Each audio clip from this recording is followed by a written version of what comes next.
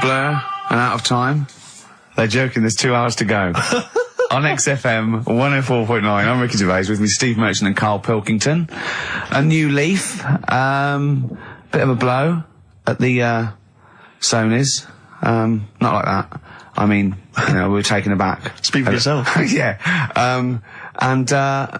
We've got guests. Jonathan Ross won, and he has guests, so we're going to have guests in. One of which is sort of a tie-in. He's going to explain himself. It's Dr. Fox, Dr. Neil Fox.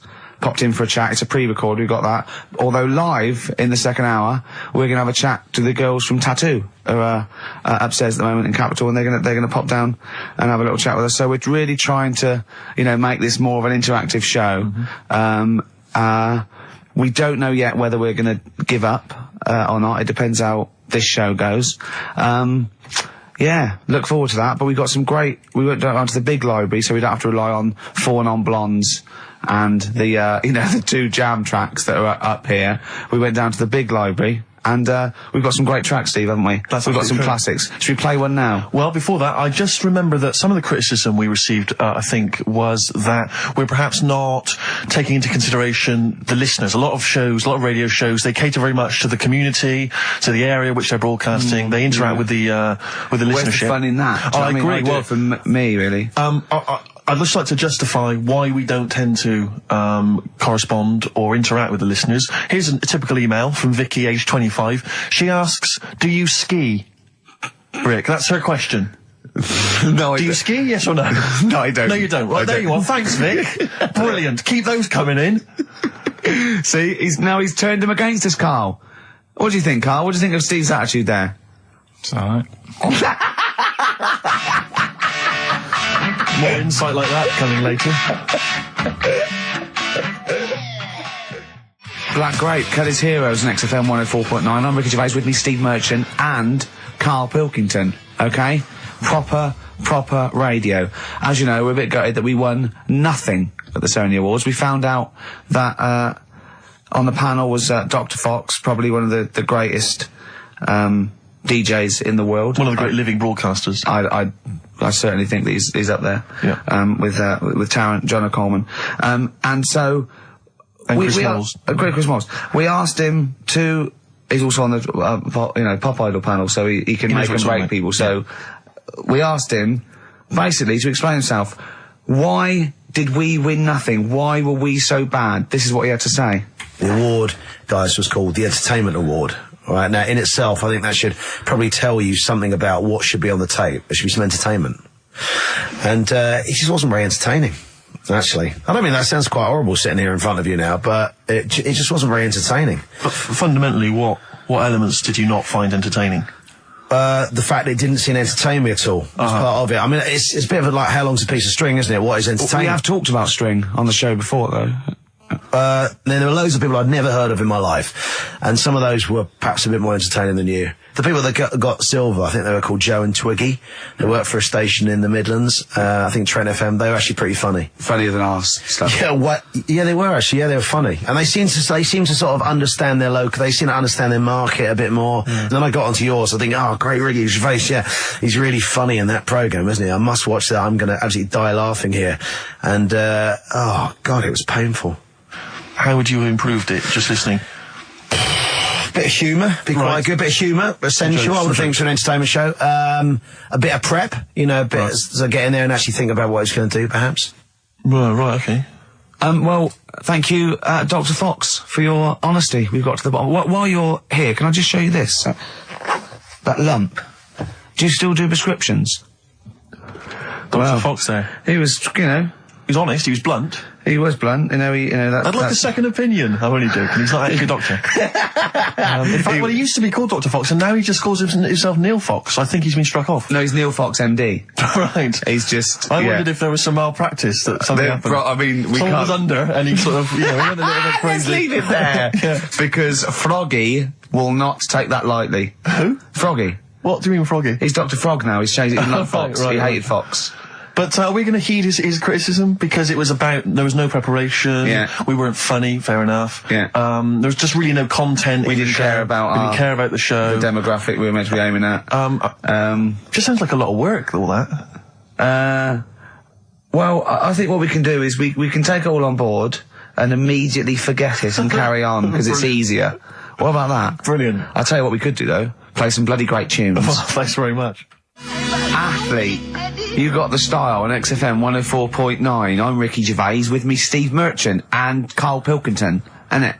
Alright? Brilliant. Well, you know, the funny thing was, the day of the Sonys, the radar figures came out. That's the body that tells exactly how many listeners you've got, etc. And, XFM went down a little bit, across the board. Except one show, Steve, that went up 34%. Keep talking. Well, what show do you think that was? I'm trying to think. Would it be Zoe Bourne? No. Would it be Christian Connell Breakfast Show? No. It was this little mother of a show. Really? Up 34%? Yeah. Everything else went down. We went up 34%. Yeah. So maybe Dr. Fox should be listening to those figures. Indeed. Yeah, will we get a pay rise? Will we get a 34% pay rise, Karl? Ooh, up to 80 quid a month. No, because for the last, 2 years, there's been nothing there, and you've still been getting the same money, haven't you?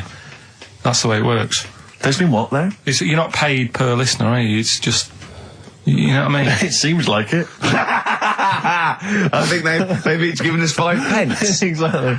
I went along to, I came in for the presenters meetings I've never been to before. A presenters meeting. I didn't know they existed.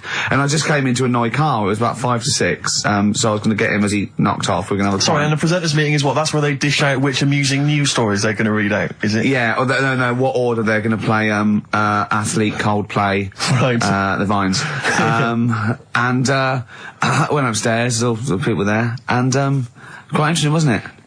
Karl? Yeah. You know why the figures went down a little bit? Come on. The war.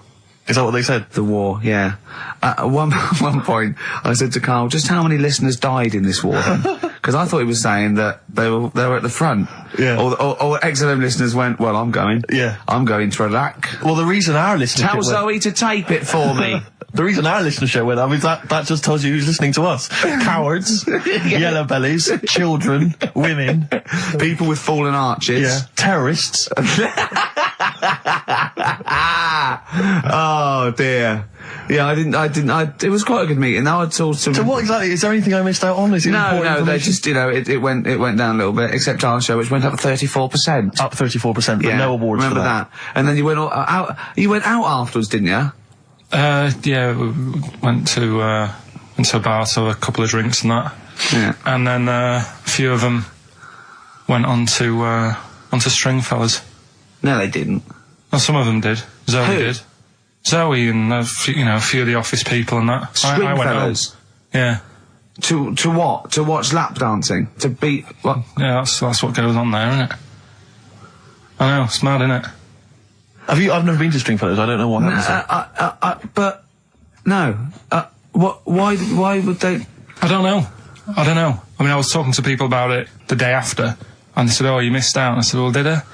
I said, "Well, how does it work?" They said, "Well, you pay." Never quite understood lap dancing. Never quite understood it. It's basically someone dancing naked, rubbing their arse in your face. Yeah. That's basically the gist of it, is it? But you can't. The rules is you can't touch. Do they do a home service? I just think it's nearly. I've got to be careful what I say here, but it's sort of.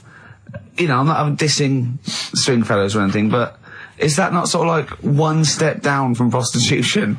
That's such an antiquated. What are you from the 19th century? No, but I mean, what? It's like it's. Well, I don't quite understand it. I don't get it. I don't get it. Because the thing is, I said, how does it work? They said, you pay 20 quid, you get some clean money, sort of like little vouchers that you stick in the knickers or whatever. Oh, God. Clean money? Yeah. Disinfected money, okay. Well, just like vouchers. Can you put loose change in there? Because I got a lot of that. But, I owe you. Yeah, go on. 20 quid it is. Right. And, I just don't get it, because, I mean, I'm not tight with money or anything, but no. You pay your 20 quid, they dance in front of you, but you're not allowed to touch, which to me is like going to a restaurant, ordering a nice big warm dinner, how they put it in front of you, and it's like, well, you can't eat it, and you're saying, but it's going cold. I love the idea of some bloke sitting in Stringfellows, businessman, right, pays £20, there's an arse waving in his face, and he's going... Can I not just... They go, don't. So he goes, it's going cold! It's going cold! Oh, that is brilliant. It's going cold. That is, I mean, see, Karl in the week was saying that he doesn't like sayings and phrases and metaphor and analogy, and I was going, you know, and he thinks it's sort of like, you know, one step away from poetry. But he comes out with the most evocative phrases. That is a straightforward analogy. Lap dancing is like being given a meal that you can't eat. See, that's great. That's how you saw it, and that's so much better than saying it's mad, you can't touch, or it's a waste, or you see what I mean? We were trying to inflame his enthusiasm in the week, and I said about different phrases, and he goes, well, why not just say the actual words? I was going, well, it's more poetic, and I told him the Isaac Newton one. If I have seen further than any other man, it's because I've stood on the shoulders of giants. And I said, well, that's because, you know, he's saying, you know, I'm getting lauded for being this great scientist and all these discoveries and being a genius, but I'm saying, you know, if it wasn't for those scholars before me that had come up with what they come up with, you know, I wouldn't have got this far. Karl went, what did you say? I just said, well, I prefer him to give me a name check. Do you know what I mean, though? If he stood there and he's saying how good everything is, don't just class me, don't sort of put me in with a load of other people. Give me a mention. If you were one of the other scholars? Yeah. Yeah, I think there were probably people that died sort of years before him. I think he's saying more that he's thanking the body of work these scientists and these great men had handed down, you know, through either books, material, teachings. He's not giving a big shout out to the collective science posse. Yeah, yeah. You know, thank you. Actually, I copied Nigel's. It's not saying that. I was like earwigging. I heard what Nigel said about it, about the third law. Do you know what I mean? Yeah. I mean, I look into sayings and stuff a lot more and see if they work. Well, one that happened a couple of weeks ago, right? You were talking about the you can't have your cake and eat it. Is that what you said? Well, I never understood that because I thought, well, what's the point of having your cake and not eating it? Rather like your lap dancing analogy. But it actually means you can't have eaten your cake and still have it there. Yes, obviously. Exactly. Well, the time that I saw that saying work, right? I was in Asda with Suzanne. Yeah. And you know those big binders you get with nice cakes in them? Yeah. For birthdays and that, you can get one with like David Beckham on the front of it. Yeah. You can have one with, you know, Thomas the Tank Engine if you want. Ricky Gervais. Yeah. You can have one of them. And I saw one of those comedy ones where it is like a big pair of breasts. Yeah. And that is when, you know, you can have your cake and eat tit. Play records. No, but you see what I'm saying? Play record. I want to talk to you about it. About puns. Just XTC and senses working overtime. In the present climate, they should be happy with the work. On XFM 104.9, I'm Ricky Gervais, with me Steve Merchant and Karl Pilkington. Karl, you're poised there. I know what you're dying for. I know what you're dying to do now. You're dying to play some adverts, aren't you? XFM. Placebo. This picture with the androgynous vocal talents at the helm there of Brian Moloko on XFM 104.9. Informed broadcasting. Excellent. Did you see, I don't know if Karl saw it, I know you watched it, Rick, it was extraordinary. It was a Sky One TV show the other night. It was something like reality TV. Oh, I don't know what it was called. Yeah. Excellent. And it was about basically what the fortunes of various... I cannot get enough of it. The fortunes of various reality TV stars since they've come out of the show. Christine Hamilton coming out of the jungle. And obviously, once again, always a pleasure to find out what Fats Waller is up to, Rick Waller. I mean, he's in a band now. He's got his own band. He was playing in some club in Rochester. There was about... It's 20 sort of people gospel, in the sort of audience. gospel rock, that sort of soul gospel rock thing, like somebody see in the Commitments or something. And when it cut to the audience, it was like it was in Butlins. It was just a big dance floor, and there was just people watching differently. And he went, the people that were here loved it. I mean, it's a bit And sad. I have to say, I know. the size of the man, his leather jacket, Karl, was extraordinary. I don't know how many animals had to die to make it. It was like... You know, it was It looked unbelievable. like, if he'd have fallen off, it'd have been like the Hindenburg. Yeah. Because... It was like a Zeppelin. Oh, It the was- humanity! It was people- extraordinary. I still think, when I see him wearing a coat like that, it looks like he is stood on the shoulders of two other people.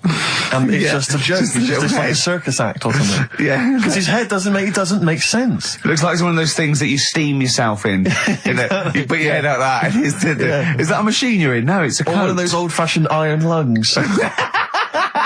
Oh dear. There were some magic moments. But there was a great, because once again, I mean, I missed a lot of the first series of I'm a Celebrity, Get Me Out of Here, but it showed once again the moment with Darren Day. Darren Day, a lovely guy, but that moment where he went off and sat on a rock and came back, and he'd written a song. I know. Which he just, and I can't, it was also things like, I'm in a hotel room in another town. I know, don't. And it was like something you'd write when you were 14. It was unbelievable. When they showed it again, it's just stunning. I love songs you write when you're 14. It's like your first sort of like song where you know 3 chords, and it's always stuff like, there's a man, he's a lonely man, take a look at him, he looks a bit like me. Yeah. It is me.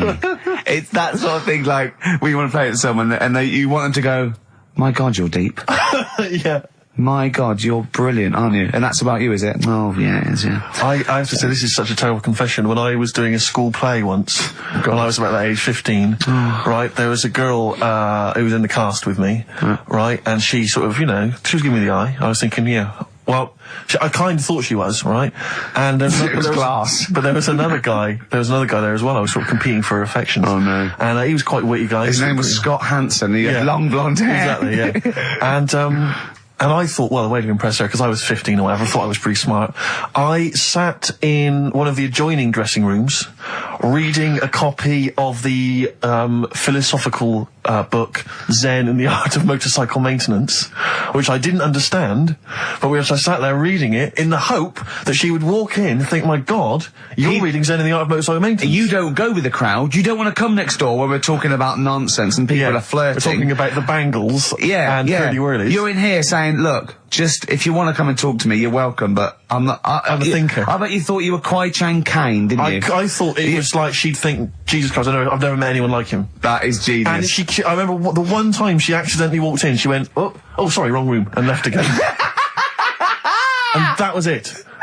Sorry, at 15, so this is about the time you took to wearing a bow tie to impress slightly people. Younger wearing a bow tie. I love that. No, I used to watch a lot of Harold Lloyd films, and he always seemed to do very well. I love it. I love the idea of at 15 you going, well, it's time I went to wooing. Right. Right, on with the bow tie. Where's the Zen? Where's the pipe and my boat turn? It's a time I got me a bow. Yeah. I love that. But songs are great as well. And the other thing you do, sort of when you're about 15, 16, is start writing songs about, like, the world's trying to take a piece of me. Hey, you think I'm going down? I'm coming back. I'm against the ropes. They try to drag me down. It's like you want to be Cool Hand Luke. Yeah. They put me in this emotional prison. The man's on my back. Who? They try and take a piece of me. Who do? Well, you're 14. Parents and that, don't they? You're really comprehensive. The teachers. Yeah. I absolutely love it. I still remember a poem. I'll not say his name. We're about 14, 15, and we had to write a poem, and obviously everyone's was pretty rubbish, but we mercilessly took the piss out of this bloke because I still remember the poem, and how he did it is he went through a dictionary and found things with that, and this is a poem, right? Okay, remember? I've remembered this for 25 years, right? The reason why I had to die. Did I bleed the blood of greed? What was my destiny? And when we hear this, we were laughing. I mean, for a year, we would go, what was my destiny? It was just great. I hear it again? I enjoyed the reason why I had to die. Did I bleed the blood of greed? What was my destiny? That's almost as catchy as Monkey News. Oh, God! Oh! I've got some monkey news for you. Let's play a record and come back, and I've got some great monkey news for you, Carl. That's from the R.E.M. album that people tend to forget about now because it was so kind of poppy and such a massive hit, Out of Time, but there are some good tunes on it. And there's one of them, Near Wild Heaven. Excellent, on XFM 104.9. Carl. Go on. Watching a programme yesterday, and it was about these Japanese snow monkeys. And it was all about how animals learn things that aren't instinctive, particularly sort of primates, because they see other people doing it, and they start a culture. And they can pinpoint when one monkey first went down and got in the hot water springs and stayed there because it was hot, and the others copied them, and now it's part of almost a culture, that won't be handed on because it's not instinctive, but has to be learnt each time. And, they groom as normal, like other monkeys, right? But they're really intelligent. And, obviously, the reason they groom other people, other monkeys is because they eat the mites. But also, the monkeys have learned they like being groomed. Okay? So they showed this one monkey, it went to a deer, okay, and it was grooming this deer to get its mite off it, right? But then it didn't eat it. It held it in its hand, it went over to a monkey, put the mite on itself to show the monkey it had a mite, and got a free grooming. That's extraordinary. That's extraordinary. That is Because it gave up the food, knowing that if you put one there, this monkey would look for mites on it, and it would get a free grooming, and it was like having a little massage. What do you think of that? It's not bad. I've got some better stuff coming up later. On Monkey News, on the official. Yeah, Monkey do you News. see that? Just see what mine though. Mine's true. I mean, that's an interesting and It extraordinary. actually happens. It's discovery. social behaviour amongst primates. Actually, so I saw it. It was, you know. Did it rob a bank, Rick, at any time? It didn't rob a bank, and it didn't open a hairdresser's. See, that's what you're letting. That's what you're letting yourself It's down. not. It's not quite good enough, is it? My Monkey News. No, I've got some. See the difference where I named the species, explained it slightly, told you an interesting fact, as opposed to there's this monkey, right? And Look at him looking at you. Yeah, He's not interested, Rick. Can I tell you now? Can I try and describe for people the face that Karl has? I'll tell you what it's like. It's like if you draw some eyes, a nose and a mouth on a balloon and then inflate it to about half full. That's what Karl's face looks like. That's what his head looks like. It looks like a face you've drawn on a balloon. Very small, the rest of the head huge. It's just that today I'm a bit tired, right? That's one thing. Why are you a bit tired? I just haven't been sleeping, right? Why not? I don't know. I've got a lot going on in the head. Oh, this would be like The Simpsons. If we could actually look in there would be two monkeys grooming now. Plus, you've been talking about like stuff that I can't relate to and that. So I'm What, writing poetry? Like what? Reading books? you know, doing poetry and stuff. I never did any of that. What did you do? Well, at school they didn't bother. They tried to get us to write more, right? Right. By Giving you a pen? no, they used to give us these school diaries, Yeah. little red book, and it was a way that they kept an eye on what you were doing out of school hours. Right. So some kids would write down, you know, Stole a bike. yeah, Burnt the house down? Yeah. But when I was at school, around that sort of 12 age, I didn't get up to much. You have no money, there's no what you can do. So every night it was the same thing. I'd get home, and I'd have to go to the shop, right, and get some potatoes and some bread every night, right. And I kept taking this into school. Sorry, what was it? Dublin in the 17th century? Yeah. What do you mean every day you went to the shops and got potatoes and bread? That's kind of what I had to get all the time. That's what we had. Why? What did you have? Chip sandwiches? Yeah. Right, so you went to the... you went there. So I kept With your hoop putting and that. stick. yeah. I kept putting that in the diary, you know, every night saying, went to U Phase. That was the name of the shop. Yeah. What is it called? U Phase. What is it, you or you? Like Hugh Phase. H-U-G-H, yeah. Oh, that was his name? U Phase, right? Right. Used Yeah. to go there, get the potatoes and Bread. and that. I love the fact someone who's named a shop after themselves. I'm not going to say what we sell. It's named after me or nothing, or I'm not opening. Mainly potatoes and bread. White sliced loaves, King Edward's. And the teacher used to always say, just write something different in there, make something up. Because like, you know, Monday, Tuesday, all the way through to Friday, every night, it was just, went to U Phase. Went to you. So you sort of... You came Are you to... sure it wasn't an advert? Sure he wasn't paying you to say, get my name in the book? Yeah. The only time that it changed, and she said, oh, that's made it a bit more interesting, was when it was my birthday and I had to buy a cake.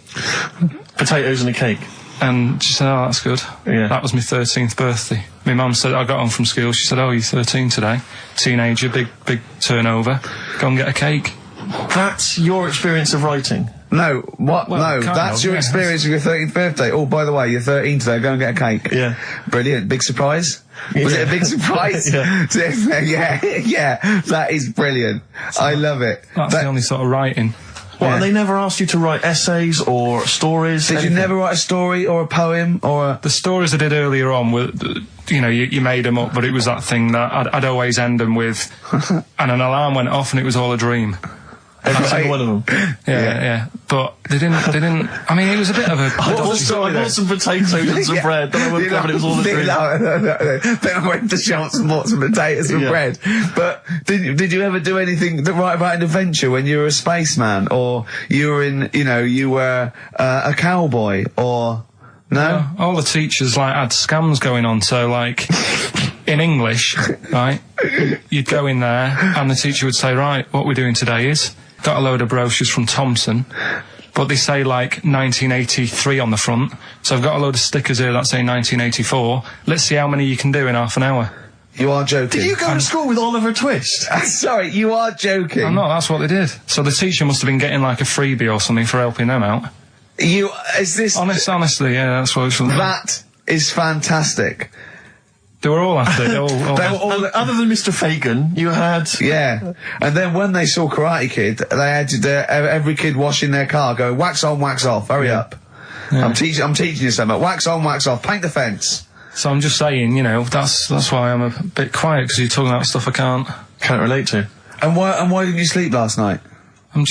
I haven't slept well since I was about 12. Do you sleep well, Steve? Oh, wait, you can't let that go. I haven't slept well since I was 12. What do you mean? Do you know, a proper... I used to love going to bed as a kid. Yeah. Whereas now it's am I going to sleep tonight? And I sort of wake up about 4 times. Right. Whereas when you're a kid, I remember really... loving going to bed. There was one time where I actually laughed myself to sleep because I couldn't believe me luck. Is something wrong with him? What do you mean you laughed yourself? Have you ever had it when you're really tired and you get in bed and the pillows feel it's all cold. Yeah, and it's I can't believe this. Yeah, and it happened twice. Once when I just went to bed and I was really looking forward to it, and also when I helped my dad out once, through the night. He worked at at this paper company, right? And I helped him out, and I got in at about 4 a.m. with him. Got in bed, and I just was I was laughing my head off. I had to put the pillow over my head because I couldn't believe me luck. I was oh, this is great. This, I'm going to sleep. I just have to say, life up north is so extraordinary. No, but you must be the easiest kid in the world to please. No wonder she knew she could just go get a cake. It's sort of what was he expecting me to say? He were expecting an extra hour in bed, but we got him cake as well. I love without any supper. Brilliant. Brilliant, yeah. Your own bed. How long was it before you got your own? What did you used to do before? Just some straw in the corner? No, it's just that thing of when you're really tired and... And do you ever do this with Suzanne, though? Do you ever laugh yourself to sleep with her? No, that's what I mean. She can't sleep because you're chuckling away. I don't know what's up with me. I've got a lot going on. What do you mean you've got a lot going on? I don't know. I was talking to the security bloke before saying, do you sleep? Have you got much going on in your head and stuff? And I don't know. No, he wasn't insulted by that, I'm sure. Going up to someone and going, have you got a lot going on in your head? That is brilliant. It worries me. It's interesting that your lack of sleep coincides with the diaries and the writing of the bread and potato story every day. I don't know if once you had that responsibility. Why don't you every night go to Hugh Fay's, get some bread and potatoes, you don't have to eat them, then go to bed, and I think you'll be chuckling yourself to sleep in no time. Radiohead, they're their new single. Nice. On XFM 104.9. Now listen, some DJs are a little bit lazy. They get playlisted, or they get people to phone in with requests. Mm-hmm. I mean, they sort of work out what they're going to say. Now, we choose our records, don't we? Mm. But we are very lazy. Yes. So I thought, why don't the people phone in, say, what do you want us to talk about? Clever. Yeah? Clever. I mean, because I'm out of stuff. I didn't come in with any stuff anyway, but I mean, I'm out of just... Yeah. What's the number, Carl? Sorry, are you out of breath having finished that sentence? No, I've been squeezing his head. Ah, right. Fine, as long as there's a decent reason. What I do, my technique, I'm only allowed to squeeze his head between 1 and 3, aren't I, Carl? Yeah, that's right. And what I do is I get ready. There's one I do the clamp either side of the temple and I squeeze. And that's dangerous because I think the head isn't as strong that way. So I don't go too fast. But then when I put one on the forehead and one on the back of the head and I squeeze, I go really hard, don't I? So do call in with stuff to talk about on 08700 800 1234. See, I don't know what Dr. Fox is talking about. I can't believe any of the award winners have ever spoken about the various techniques to use while squeezing a person's head. And then phone in, what should we talk about? I'm stunned at Karl's rudeness, okay? That's badly drawn boy, by the way, all possibilities. There's a lovely chap just calls in saying about, and Karl, because the record's ending, he doesn't say, oh, I've got to go to the record's end. He went, yeah. And he's probably still there. Well, cut him off. Well, just check if he's still there. He doesn't want to be on radio. He said he didn't want to be on the radio, but I think he should apologise.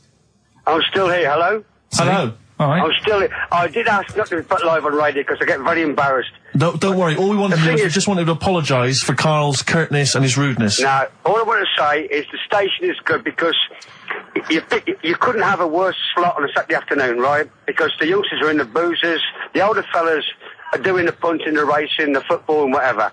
The thing is, the state you play, if you want to get number one... This is XFM, not Radio 2.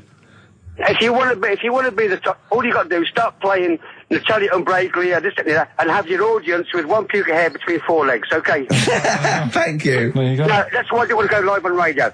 But you are dead, when Christian got a little bit sick about being 13, then he got to go, whatever. You're the soundest station in the area, you cover... I don't like all the stuff you play, the station plays, but you're actually doing what's there. Thank you very much. You keep going, persevere, and you'll make it's well worth listening to anyway, okay? Thank you, cheers. Otherwise I wouldn't... Can you hear us? Thank you, bye. Dead sound, mate, be careful, yeah? I mean, I can see why you cut him off. Stop it. Man alive. We've had so many calls. Karl was getting annoyed. There were so many calls. And, we've had suggestions from, Ned saying talk about Jimmy Savile. John in North London. I've just got John in North London. What does he want us to talk about? Oh, I've forgotten. Becca from Liverpool wants to talk about Tracy Emin and Damien Hirst. Art. Paul Andrews. Your mum called. Stop calling her. Tell her to listen to XFM. Yes, you, Paul Andrews, is about 38, at home with your wife and kids. Your mum just called in. I think someone wanted amazing monkey facts. I can't even do this right, can I? To be honest with you, last week we were slagging off Karl as being the weak link in this show. I think it's clear what the weak link is. Oh God, who's the bloke who wants Hayley to go with him to X-Men? See, I shouldn't make notes. What's wrong with you? If you didn't spend so much time squeezing his head and eating pies, we might get something done. Right, okay then, what should we talk about then? Right, play a record and we'll discuss this. Tracy Emin, make your bed. Make your bed. Damien Hirst, stop cutting up sharks and things. Picasso. Alright. Right, Rockbusters, what have you got for us, Karl? Right. There we go then. 3 clues, 3 cryptic clues, couple of initials. Email in, ricky.gervais@xfm.co.uk, win some stuff. Do you want to go through this stuff? Yeah. You get them. You're definitely improving yourself as weeks go on. We've got a 3 CD set of the best of Inspiral Carpets. How they've strung that over 3 CDs, I've no idea. Yeah, I know. Extraordinary. A number of other CDs, all of which are okay, plus a t-shirt and a copy of Marion Jeff Series 1 on DVD. Not bad at all in an XFM bag. Well, he's noticed X-Men 2 isn't there, because it's not out yet, but it is at the cinema, so I think Hayley should go with, what's his name? Shut up. Okay. Right, go on, Karl. Right, the clues are, clue 1. Oh, they're having problems. This is... Right, brilliant. Rockbusters. This is what we've been in for. I tell you what, I think Foxy was really soft on us. I think he's... Oh, go on. This is what we tune in for. Okay, so this clue 1 again. So go on. This is brilliant. Come on. This is like Who Wants to Be a Millionaire? It's class. Come on, Karl. Don't worry about him. He doesn't understand radio, Karl. I heard his show before we had us. He was doing it. It sounded just like Dr. Fox. Yeah. Right, go on. Clue 1. They're having problems. They haven't got any rice. Say it again and say it like it's written down. Right. Say it like it's like you're reading it as opposed to making it up as you go along. I know you are, but say it again, because all the ums and ahs people think are integral. They're having problems. Do it again. They're having problems. They haven't got any rice left. Different. A cryptic clue every word. That's the matter. I love that. What's the initial? CC. CC, and the clue again. They're having a few problems in that. Because they haven't got any rice left. Different every times. Go on, that's number one. Second one, the Geordie fella doesn't know what he's been charged for.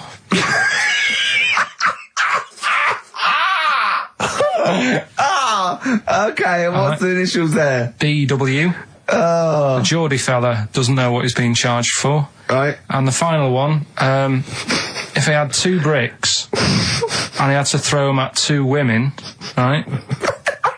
Stop! Right, you've got to go through this without going, right? Oh, yeah, just do it again. Just say it again. Think what you're going to say, then say it. I had 2 bricks. Oh, no, it was if I had before. Well, I've got to put... Stop it a minute! Stop! Because I'm going to burst. Right, Carl, work out what you're going to say and say it. Right. Okay, just calm down. Can we just everyone calm down? Okay, right. I had 2 bricks to throw at 2 women, and I didn't hit either of them. Right, okay. The initials MM. Right, so Okay. quickly again. They haven't got any I've rice. got that! I've got that, and it's brilliant! That is a brilliant one! Okay. Right? They've run out of rice, they've got problems on their hands. CC. Right? The second one, Geordie fella doesn't know what he's being charged for. Right? DW. And I had 2 bricks to throw at 2 women. Didn't hit any of them. Right? That's MM. Email in, ricky.gervais@xfm.co.uk. Brilliant, play a record. Win some stuff. It's email only, ricky.gervais@xfm.co.uk.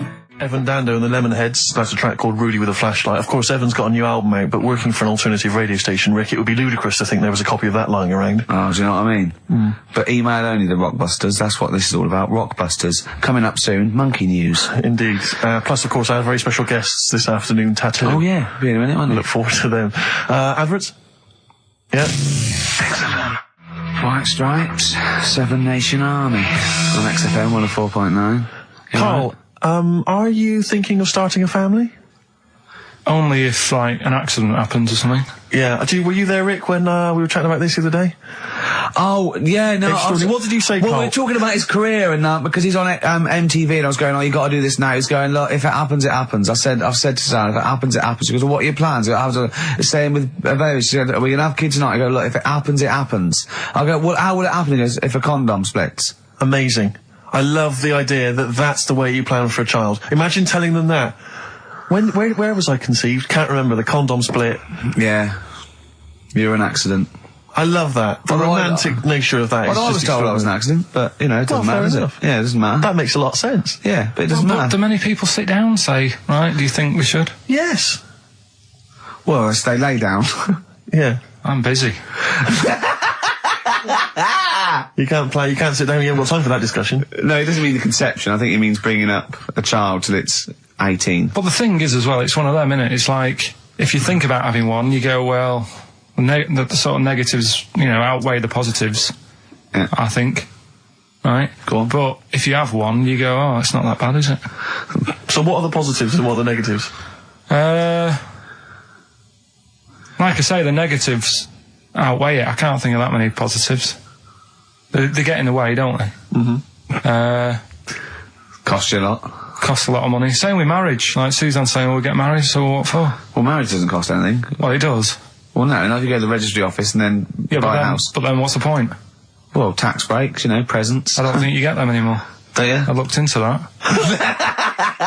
You old romantic. Would you rather have a ring or a 3% saving? Yeah. Oh, I love it. I love it. Well, I don't see the point anyway. I got down on one knee and presented her with some inland revenue forms. yeah. Just to show the benefits. That is great. I mean, if you are planning it, I think you got to involve me and Steve in the radio station because it'll be. I mean, you take quite a lot on, don't you?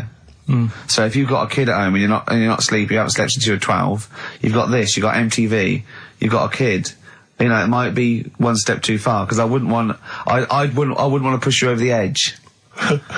Well, Now, see, go on, sorry. no, I just was going to say, I was talking to Suzanne last night about it and saying, you know, about earning money and that. And she said, well, you're already sort of earn a little bit more than me. So, you know, if you get loads of money, she said, I'd be happy staying at home and doing nothing, maybe looking after a kid. I said, oh, so that's not happening. Right. I said, I could have a load of money now tucked away. I could have won some money and I wouldn't tell you. I still want sort of that check off her every month. because I get a cheque offer to sort of pay the bills. Yeah. And I think you need to keep that in a relationship. Sure. Do you know what I mean? Work as a team. Yeah. Yeah, that's not working as a team. Of course it is. Well, no, you share everything. Sharing everything is working as a team, whether you earn most or whether stashing some 35 grand back. It's not like you think that, oh no, I won the pools, but I give her half, she'll get lazy. She'll just sit around the house doing nout.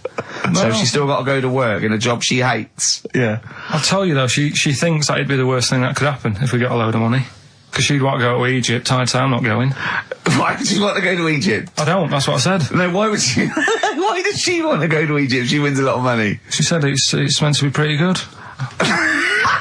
So the incredible wonders of the pyramids and the Sphinx and so on, that's not of any interest to you?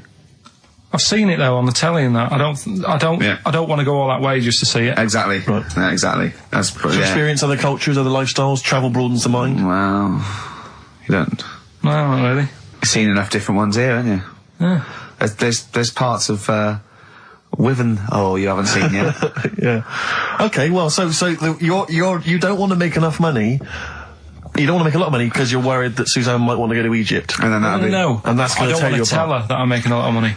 I can still tuck it away. Right. And what will you do with it? When are you going to spend it? When you turn up in a big converted limo, goes da da da da da da da da da da da da. Come on, we're going to bingo. Where'd you get the car from? Never thee mind. Right? Won't you be suspicious? When you've got a pet chimp. You know what I mean? What are you? I mean, yeah. What would you spend it on? Is there nothing that you want for? No, I've never. No, there's now at the moment. Honestly, it's I'm quite happy. Do you know what I mean? I don't ask for much. But you're not happy. You're always whinging and moaning. Always whinging. Clearly, there's something wrong. What if someone gave you? Okay, right. Let's be serious. We're not talking about billions, right? But if someone gave you a cash injection, just a one-off cash payment of £250,000, okay, what would you do with it? I mean, that's too easy, because that should obviously be a house. That should be the best house you can find in London. I'd probably want to go and see a tornado. Right. That's on your list. Okay. In many ways he's so sweet, but I want to shake him. Can I just point out to you, Karl, I don't know if you know this, but if you get caught in a tornado, you do not whisk off into the magical land of Oz. And land somewhere nice. Yeah, and crush a witch. Still in your rocking chair. Yeah, it doesn't happen. It's quite dangerous. But you'd go and see a tornado, number one, fair enough. Number two? What brochure is that in? That one? It's Texas, isn't it? Okay. Oh. Number two? Texas. So he's got tornado number one. What brochure is that in? Number it's two. Texas, isn't it? It's Kansas, I think, mainly. Well, I noticed someone's emailed here a link for, can you believe you luck, Karl? Monkeys for sale. Now, I don't endorse this in any way, but here you are. Here's a monkey for sale here. Oh, that's terrible. $2,500. It says male, very smart little guy, loves to play and gives kisses, wears diapers and clothes, has been around lots of people and loves them, healthy and loves to eat. Sounds like Ricky. How much is that? Well, it wasn't Karl, because it says loves to be around people. Yeah. There's a gibbon there. A gibbon for... Too pricey though. It's like that Donald McIntyre programme he did, that Cheapest Chimps programme. He didn't do Cheapest Chimps. He didn't do a programme called Cheapest Chimps. Saying that, but... Well, he didn't. There's at no point did Donald McIntyre do a programme called... Play a record a minute. Play a record. Oh. Cracking tune. Now, if you're down in Texas, chasing your tornado, this will be on your stereo, surely. Surely, if you're in Alabama, it'd be in... Well, he doesn't go to Alabama, it's Texas, that's where the tornadoes are. Do you not listen to what he says? Kansas. It's Kansas. Lynyrd Skynyrd, of course, Sweet Home Alabama. Always worth a play, I think maybe once a month. Yeah. Brilliant. Karl, we're talking about having kids and stuff. I've always been quite thankful that Ricky's never wanted to have kids, because I just think he would set the worst example for a child that he possibly could do. Just in conversation the other day, just happened to mention that he's taken to eating in the bath. Yeah, well, let me explain something. Right. I've got busy schedules, yeah. I get up, I meet Steve at a certain time, and I go, I've got to go at 3:30 today, Steve. I'm working out at 4. I work out 4 till 5. I have to have something to eat before I go out, and I have to meet Johnny for a beer at 6 or something, or go somewhere. So I thought, oh God, if I go around and have a bath straight after, then I have something to eat. I go, well, I've got, sometimes there's chicken legs, right, and they're greasy. So one day I thought, hold on, I'll go to the bath with the chicken legs, I'll eat them in the bath, and it's brilliant. So I'm sitting in the bath, I eat the chicken egg, it's really greasy, right? I just throw it in the bin, go under the water, come up, I'm clean. I've eaten, I'm clean, I get dressed, I go out and meet Johnny. I've lined my stomach, and the good thing about that is that when I come home, after 3 beers, and I've eaten the chicken, I go, there's only bread left, I just wipe it round the bath. I got a lovely bread and dripping sandwich. That's not true, that bit. But I do eat in the bath. I mean, the second week of doing it, I was just eating in the bath. I think I was eating chicken necks again. I'm eating in the bath. Jane walked past, just looked in at me, and she went, Christ, Caligula. Well, just me, a fat Roman emperor eating. Caligula, to be honest, is just too cool and impressive. Not Caligula, old man Steptoe. Have you seen the one where he's in the bath eating pickled onions? No. He sat in the bath, he literally sat in the bath, eating some pickled onions. Some of them slip under the water, he fishes them out, put them back in the jar. I'd never do that. No, you'd eat them. You would never lie. They wouldn't let food go by like that. But it's But it's the fattest chicken. It's big, greasy slabs of chicken. Yeah. You're throwing the bones on the floor. No, I'm putting for the wolves to scavenge. Putting them in the... Stop biting your nails, Carl. Not only can you hear it, it's really rude. I don't know, what... Yeah, you're criticising him? Yeah. Criticising him for biting his nails? Yeah, you don't know where they've been. You eat chicken in the bath and then go under the water and come up clean while sat in some water swimming with grease and fat and chicken bones. Yeah, and breadcrumbs. Well, I like to bath. I like to bath like 2 or 3 times a day. But do you not see why that's not cool and impressive? It's not like we're all going to go, why haven't we all thought of that? To be honest, though, Steve, that is the only time I eat oranges. I know what you mean. Yeah, that's, I've always thought that, an orange, I go, oh god, this is too annoying, and I don't bother eating oranges, unless they're tangerines, you can peel them in one and put them in one. I don't have big jaffas, it's not worth it. What is wrong with you? Firstly, have you ever thought about cutting an orange into 4 quarters with a knife? Waste. What do you mean a waste? More washing up. Yeah, right, so this is what this is why you can't sleep at night. Because you're thinking, I've got to run a bath and have an orange. I haven't got time. I'd like an orange now, I need the vitamin C, but I've got to run a bath for it, at least have a shower. I'm going to be in there with another man. Oh, it's dear. like, the two of you are just, you are like children. You're infants. Your mentality is ludicrous. And you're embarrassing us in front of our special guests. Oh, yeah. I can't believe it. Now, of course, last week we've had tattoo here. We've had a number of letters, Rick. I'm just reading them now. Saying, last week, loved your interview with Chris Martin from Coldplay. Yeah. Genius. Another one here. Great insight into the man who wrote Yellow and Clocks. Yeah. Fascinating. Steve Merchant's interview with Chris Martin was amazing. He showed his own TV show. Yeah. Just some of the letters we've received, Rick. Yeah. So this week, we're very lucky to have with us Russian pop act Tattoo. Round of applause for them. Hello. Lovely to have them here.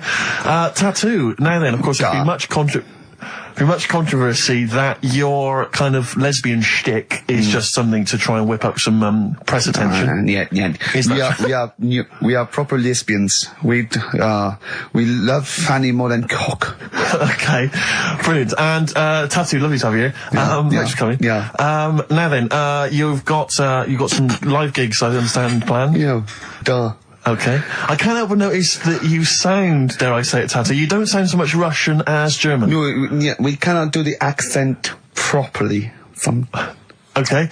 And, Tattoo, it's a joy to have you. Thanks for coming down. And finally, your lesbians would, for instance, either myself or Karl be able to convert you from your lesbian ways? We like the muff so much that the knob is no good for us. All right, well, thanks very much, Tattoo. Yeah, thanks, Tattoo. Thanks very much. Cheers. Extraordinary. Next week, share. Brilliant. So if you've got any guests, special guests you love us to interview, then let us know. Ricky.Gervais at XFM.co.uk. Look at Carl's face. And we'll try and get there. Oh, dear. Play a metal, Carl. Rockbusters answers next. I was going to say, well, do you want to do that? No, let's do it next. After the record. Just going to say something. What were you going to say? About gays and that. What? In a bit. What were you going to say? Oh, we'll look forward to that. Martina Topley Bird. Need one on XFM 104.9. Right, there goes the girls from Tattoo. See you later. Well Thanks, done. girls. Cheers. Right, a couple of listeners Carl, what were you saying before we cut you off? Yeah, it's just like, you know, you had the girls in and that, and it reminded me, I was talking to Steve in a week. Yeah. I think it's, when people were talking about going to Stringfellas and that. Yeah. I was talking about seeing naked people. Yes, I asked him, I said, when he used to watch, say, he accidentally flipped onto BBC Two and some ballet was on, would his eye ever been drawn to maybe the gentleman's lower regions rather than the ladies? The gentleman's package. Yeah, would your eyes ever be accidentally drawn to that and you couldn't resist it? And you said yes. Yeah, because, right, I don't think I'm Oh dear. Well, go on, I mean, fair enough. No, right. I'm always looking at the beautiful ladies, but fair enough. Yeah. No, go on. But, right. Have you ever looked at Wayne Sleep's testicles? I went out. Have you ever looked at Wayne Sleep's penis and testicles? I went out on a night out, right? And it was it got to some point in the night where 2 women and 2 fellas got on the stage. Right. Right? Started stripping off. Yes. Yeah. Just what, members of the audience? No, I think they were, like, part of the act. Right? Right. And, what was this, panto? the fellas had, like, their undies on, and the girls just had their knickers on. Yeah. Right? And, sounds pretty erotic at the moment. Go on. And at the same time, they all whipped their pants off. Yes. Right? Yeah. It was Bucks Fizz, wasn't it? The adult show. Now, I said to Steve, at that point... Sorry, I wasn't there. He said it's to be later. yeah. I said, well, you have a quick glance at the fellas. And then the annoying thing was, I thought, right, now I'll have a look at the women, and it was too late. They put the knickers on. How long were you looking at the fellas? Not that long, but why were you looking at them first? That's human nature, innit? Why? I don't know, but I'm sure you would have done the same thing. You just sort of think, well, how are they shaping up? So it's a comparative test. So who had the biggest knob? Which one of the blokes had the biggest knob? No, it's like, normal. But this is a whole new side of you. This is a whole other area. So you look at ballet dancers, you look at the gentleman's. No, I don't. package. I just was, when he said this, it reminded me of this night when I was walking home thinking, didn't get a look. Because I was messing Where up. was this? What event was this where people are stripping off? Carl, I tell you what, you are the most interesting man I've ever met. But are you comfortable being nude and that? We've done this. Well, I don't know what this is. We did this last week about, are you comfortable being nude? No, I know, I was talking you're about probably that. most comfortable being nude. It's just probably not in public. Well, Ricky's only really comfortable nude when he's eating. Yeah, there's nothing to get, Yeah, you can just wipe yourself down. Yeah, you just sit in the bath, yeah. No, but I talked about that, and then when I went home, I was talking to Suzanne about it, and she said, "What's all that about? You don't like being nude, right?" And I said, "Well, it's not." It's like I'm part of an Alan Bennett play. It's just, I love the way you talk. Remember once, right? I don't know if I should talk about this really, but Well, that means you should. So go on. Go on. Oh yeah, right. We went to Tenerife, right, one year, and I was still living in I'm Manchester. scared now. Yeah, that I don't Wayne know said what's that. I'm actually No, scared. I'm thinking about Suzanne, but she's Well, working. I don't want to know anything about Suzanne, Come to be on, no, honest. but If come on, it's gonna It be- Go on. involves me more. Let's hear the story. Go But on. I'm just explaining to you that I don't like being nude. Yeah. Go on. So you're in Tenerife. In Tenerife, right? Didn't have much money. Stayed in this apartment that wasn't that nice, right? Had the cockroaches in it and stuff, right? Didn't have much money to go out at night. So we're in this sort of death trap of an apartment, right? Anyway, so when I was younger, right, had a bit more energy. So He's 30. 80, I know. so start having it away a bit. It's a joy. Beautiful. It's So, good, yeah. I'm going to hit to work. I love it. Go on. Right, so, doing what I do, right? Yeah. Someone starts banging on the door. So Suzanne Everyone's says, at it. Right, so you mean knocking on the door? Right, okay. knocking on the door, right? So Suzanne said, you better get it. So I said, I can't get it now, can I? I'll have to wait a bit. Right? I can't go to the door. Go on. So the banging's getting louder. Yeah. Someone at the door. Yeah. And she's like, hurry up, it must be important. I'm like, in a minute. So anyway. I don't want to know anymore. No, come on, finish the story. Open the door. It's a fireman.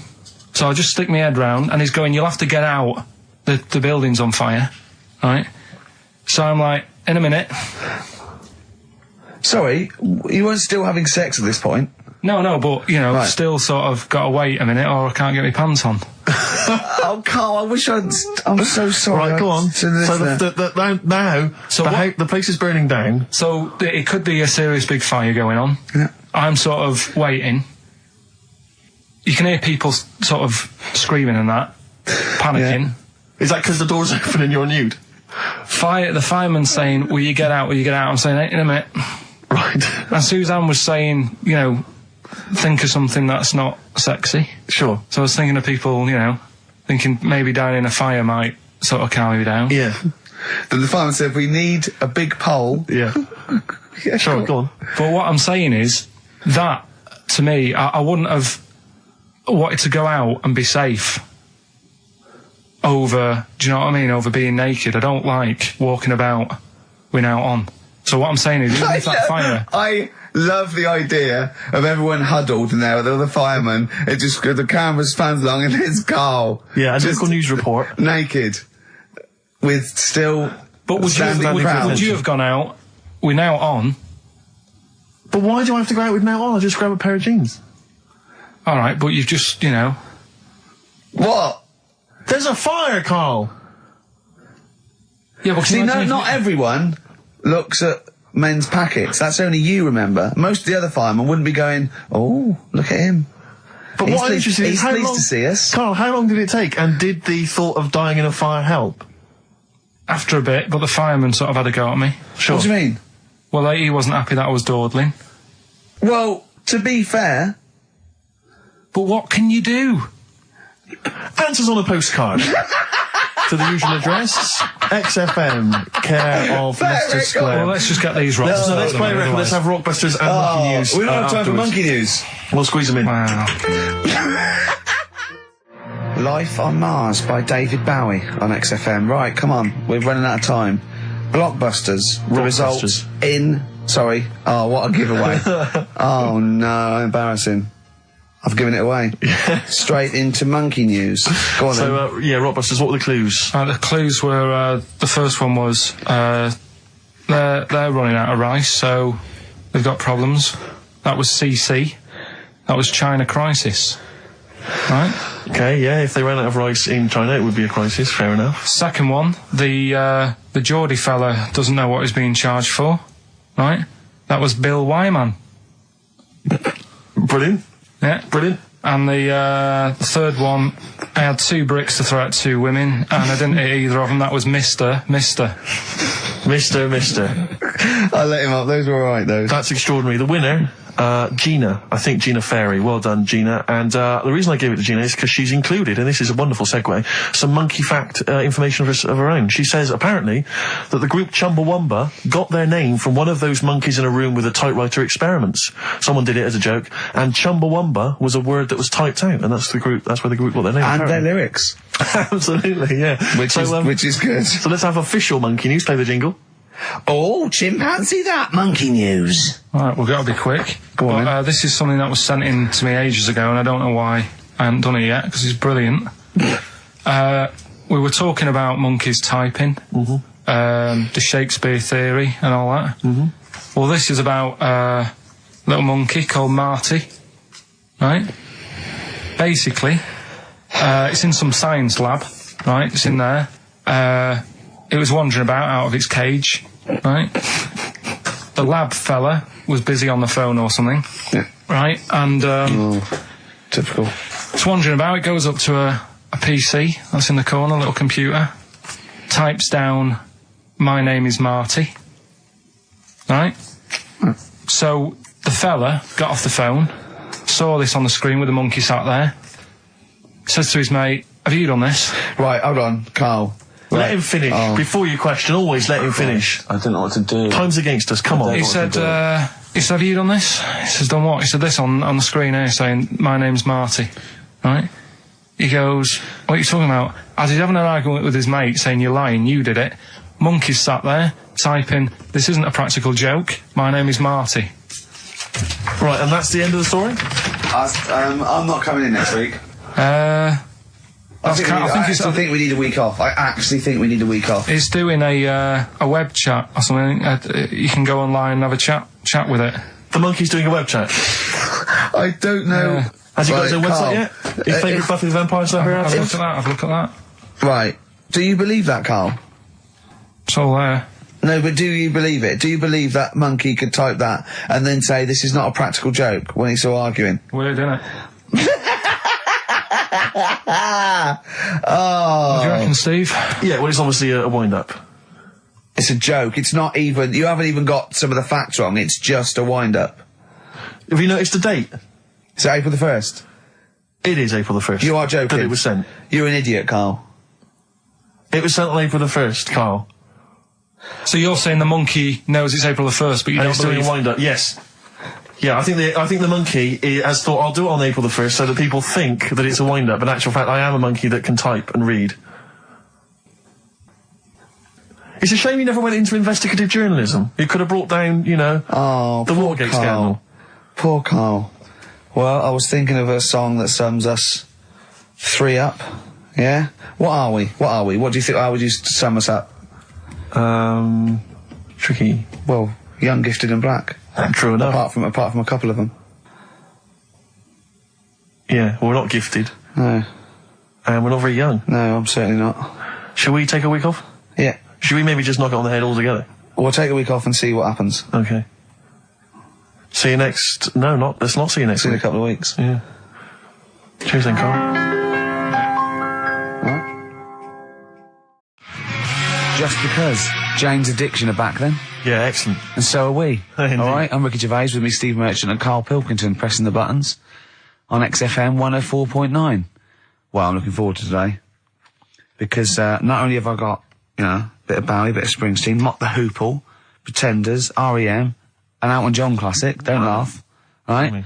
But we've taken Dr. Fox's advice and prepared the show, and I've got a big list here of amusing observations. Coming up after the next record, a funny observation about describing your looks. Brilliant. All right? Oh, before, just to say, Rick, I just had an email. Beach Buggy, your last chance to see them on Thursday, 5th of June, alright? So, Okay. Don't miss that, the Garage, 9:45. It's your last chance, Beach Buggy. Well, I know that must be some people's favourite record, Steve. Well, it's certainly one of mine. Thunder Road, Bruce Springsteen. I won't hear a bad word said against the boss. A lot of No. people dismiss him, as we said in the past, as being some kind of stadium rocker, but you can't listen to a song like that and not be moved. Surely, Carl. It's alright, yeah. Brilliant. A passionate man. Yeah. What? So, Carl. No, it's right. So, There's certain songs like that was alright. It didn't sound anything... If it wasn't Bruce Springsteen, if someone new came out sounding like that, I'd go, yeah, it's alright. Sure. Do you know what I mean? Yeah. you're a regular Simon Cowell, aren't you? I don't know if I like music as much as I used to now. That's what happens when you work in it, isn't it? Because Danny Minogue was on the telly in the Is week. it like when you work in a sweet factory and you don't nick the Mars bars after a couple of months? Yeah. Yeah. Danny Minogue was on the telly in the week, right? Yeah. And she was doing a medley. Yeah. Why do people do them? Well, to try and get all the hits. I know what you mean, yeah. Well, who's that busy that they haven't got time to listen to a full album or... Well, it was it's like a meal in pill form. Yeah. Well, I like most of Danny Minogue's hits, but I don't like the whole song. Yeah, exactly. So if you want to just like pop the best bits down, 30 seconds, put them all together, yeah. Well, I've got a Stars on 45 record from the 70s. Do you remember those? Yeah. Stars on 45. But it's like you say, I mean, this one had it would be a snatch of Stevie Wonder, followed by the MASH theme, followed by Layla, just the intro. It was sort of, it's not music. It's just... Well, we do a bit of that, don't we? That's what DJing is, isn't it? It's a bit of everything. But we play the whole song, don't we, often? Mm. Yeah, we're better, aren't we, Carl? Oh. So what do you want to talk about today? Do you want to look at the list? Yeah, well, it's got describe looks. That's our list. So this is a very amusing sort of link about describing your looks. I don't know. What's this? I don't remember this. No, I just was thinking like, you know, everyone's got an idea in their head, right? Of what they look. Careful, Carl.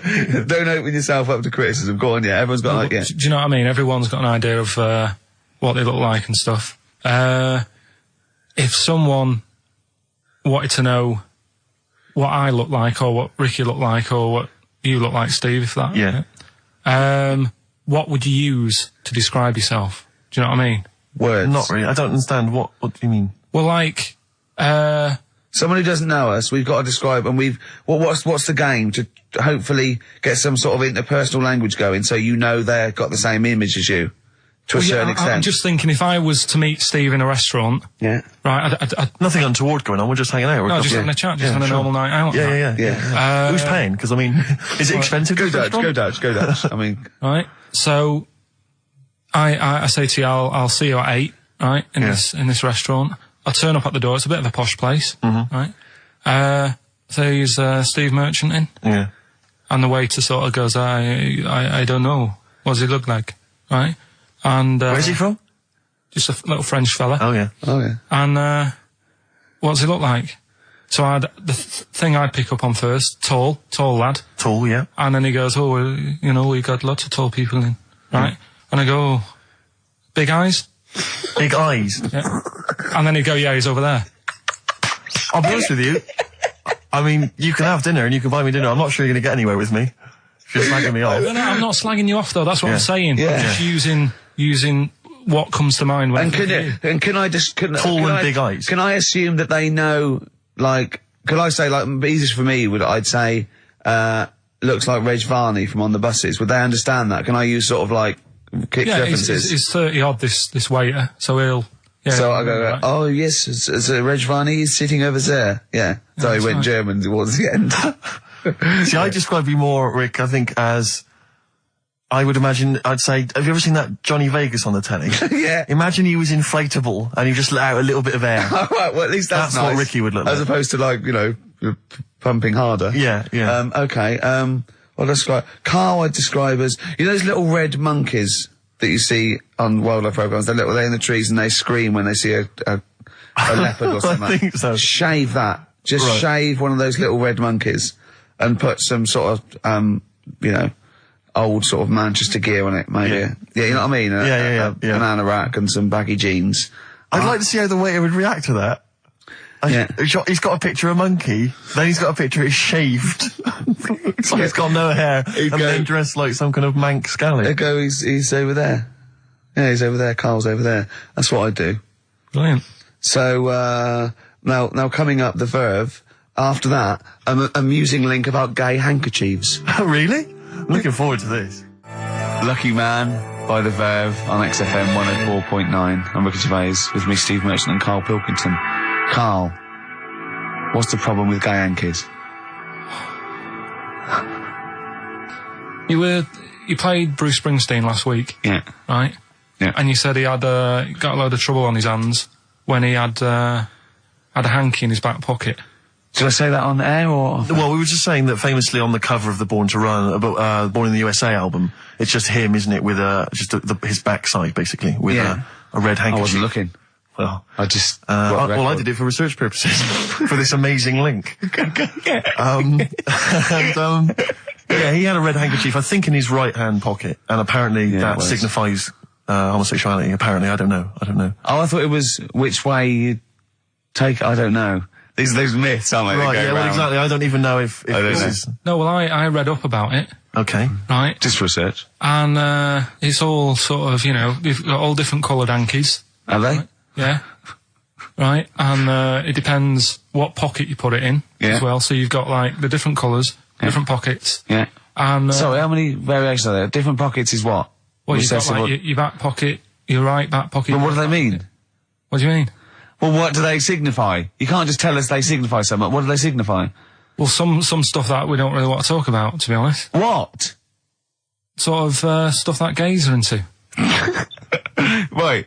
What do you mean? Barbara Streisand records? Yeah, Eurovision. No, like a couple of things that were there that I know we can mention. He said something about... I love what he thinks he can't mention. Yeah, I love it. Decency. What is this? 1956? No, but I mean, it isn't just, having it away. Having it away? I love him! No, having it away! You get up to some weird stuff. I love the fact he didn't want to offend, but he's offended a lot more people by saying they get up to some weird stuff. Right. In your opinion? Yeah. What do you mean? No, but don't if there is something that I don't know about that it's like you can't say on the radio. Yeah, I'd rather not. But what do you mean weird stuff? Well, one of them, right? If you've got a red hanky, right? Yeah. In your right pocket. Like Bruce. Yeah.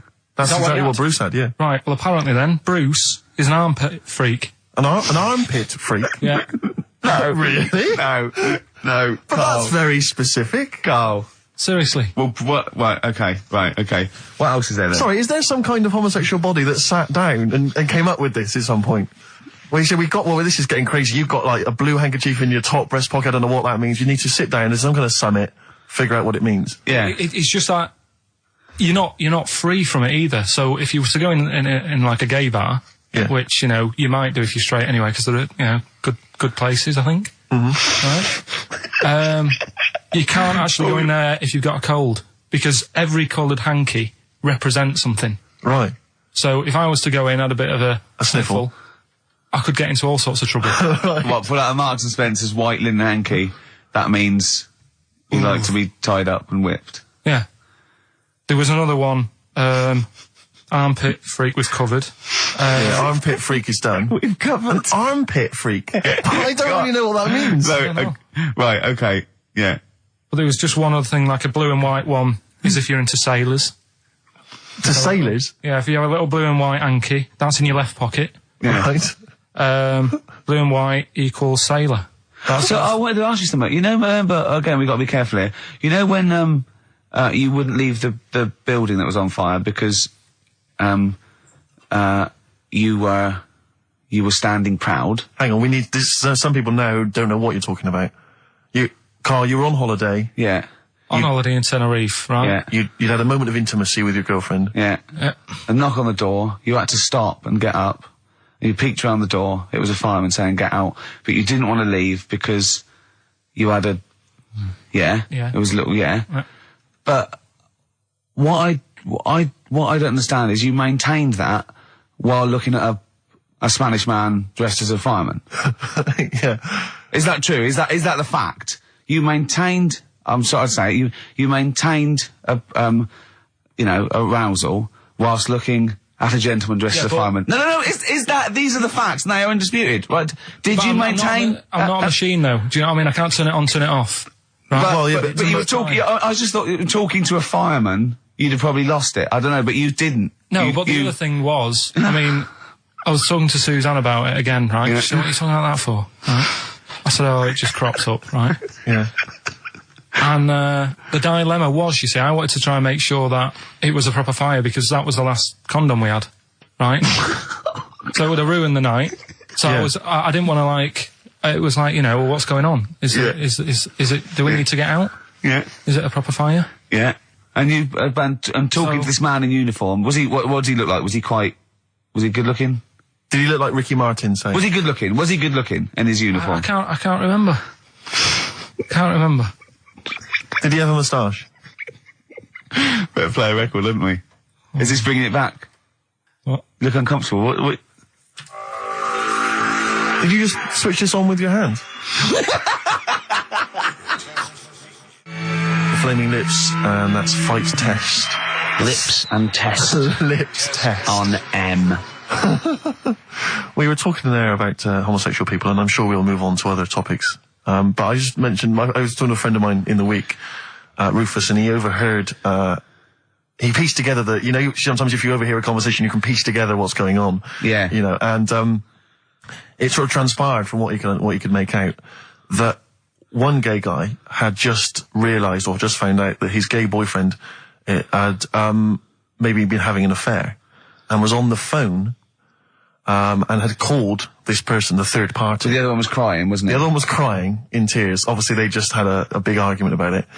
And all he heard on the phone was the guy saying, in very kind of earnest tones, "I'm going to do everything in my power to destroy you." But I just like to think what that was. What was he, you know? No more guest list to GAY. GAY. I am going to, slash your diesel jeans with a pair of scissors. What if they're listening now? I know, I mean, it's probably an emotional time for them. Yeah, but they probably don't think we're talking like them. No, not those. It's probably happened quite a lot this week. Well, possibly. I do know quite a lot of gay people, right? But they do They do jump about when it comes to partners. Right. Karl. No, Lee. Freedom of speech. Yeah. Let the man speak. No, I'm not saying that's a bad thing. I mean, it's quite, you know, they don't, you know, if they get bored, they move on that. Which is fair enough, but they do, How have you pieced this together? And they go out late, don't they? Well, we've covered that, haven't we? We've done that. Yeah. How have you, so Do you know how we covered that? His favourite record is Killing a Georgie. And he went, at the end of the record, he went, see, but how late was it? Yeah. If he'd have been sort of going out at a decent time, that wouldn't have happened. Or... Do you know what I mean, Steve, though? They're always getting ready to go out about 1:30 in the morning. You're asking for trouble. Yes. Incidentally, I should just point out that, oh dear. That, we've had an email, I've lost it here now, but anyway, it was one of our listeners saying that we've slightly embarrassed ourselves because, of course, Bruce Springsteen on the cover of Born in the USA doesn't actually have a handkerchief in his back pocket. It's actually a red baseball cap.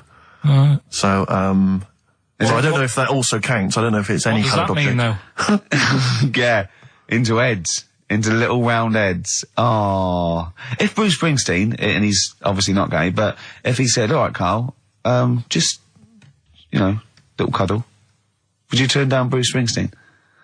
Yeah. Well, no, but why? Just like, alright, mate, you hug your mates, don't you?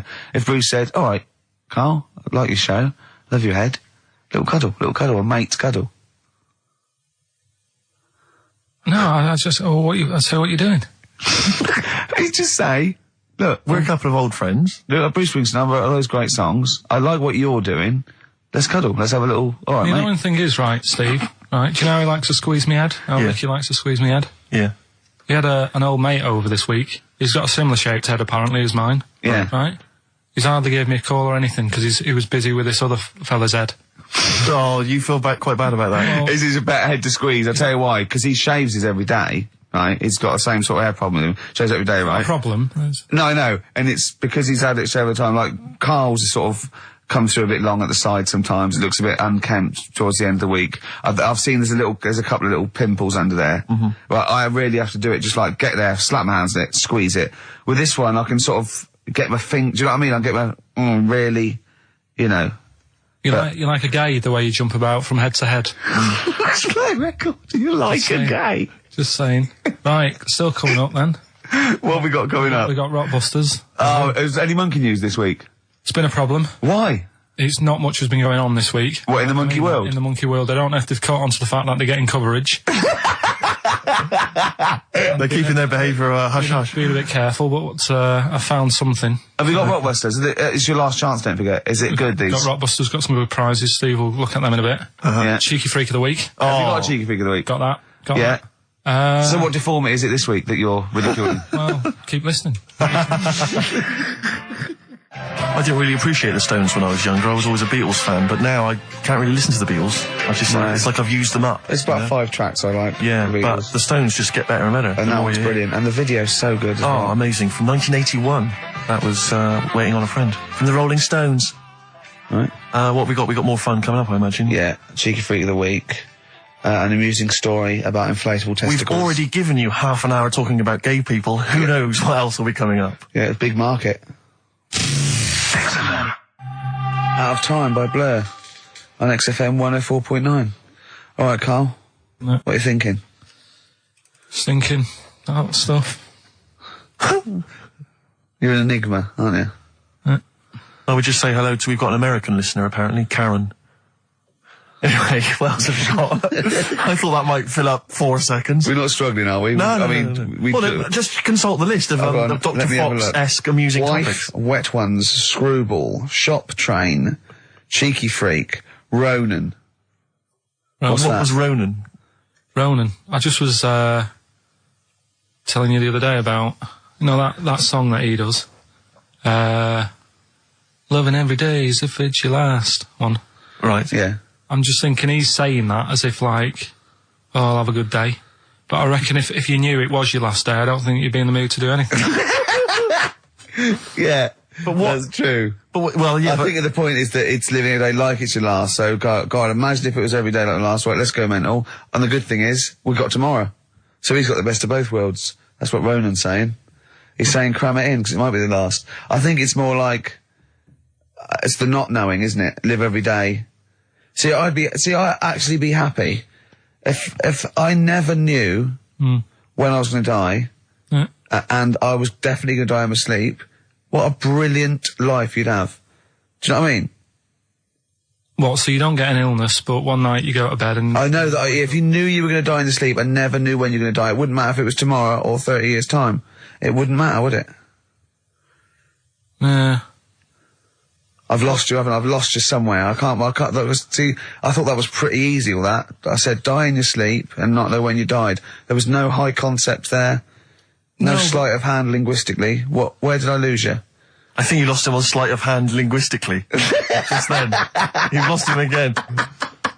Yeah, I think that's the way I'd want to go. I don't want to know about it. That's why I don't go to the doctors or anything. That's a good, brilliant approach. And he do you know, remember him saying he's going to die of cancer because he doesn't check his balls. He doesn't like the feel. Of course. What do they feel like, your balls? Like a wet chamois leather. With 2 marbles, 2 kumquats in a wet chamois leather. No, but I just... Why are they wet? Sweaty?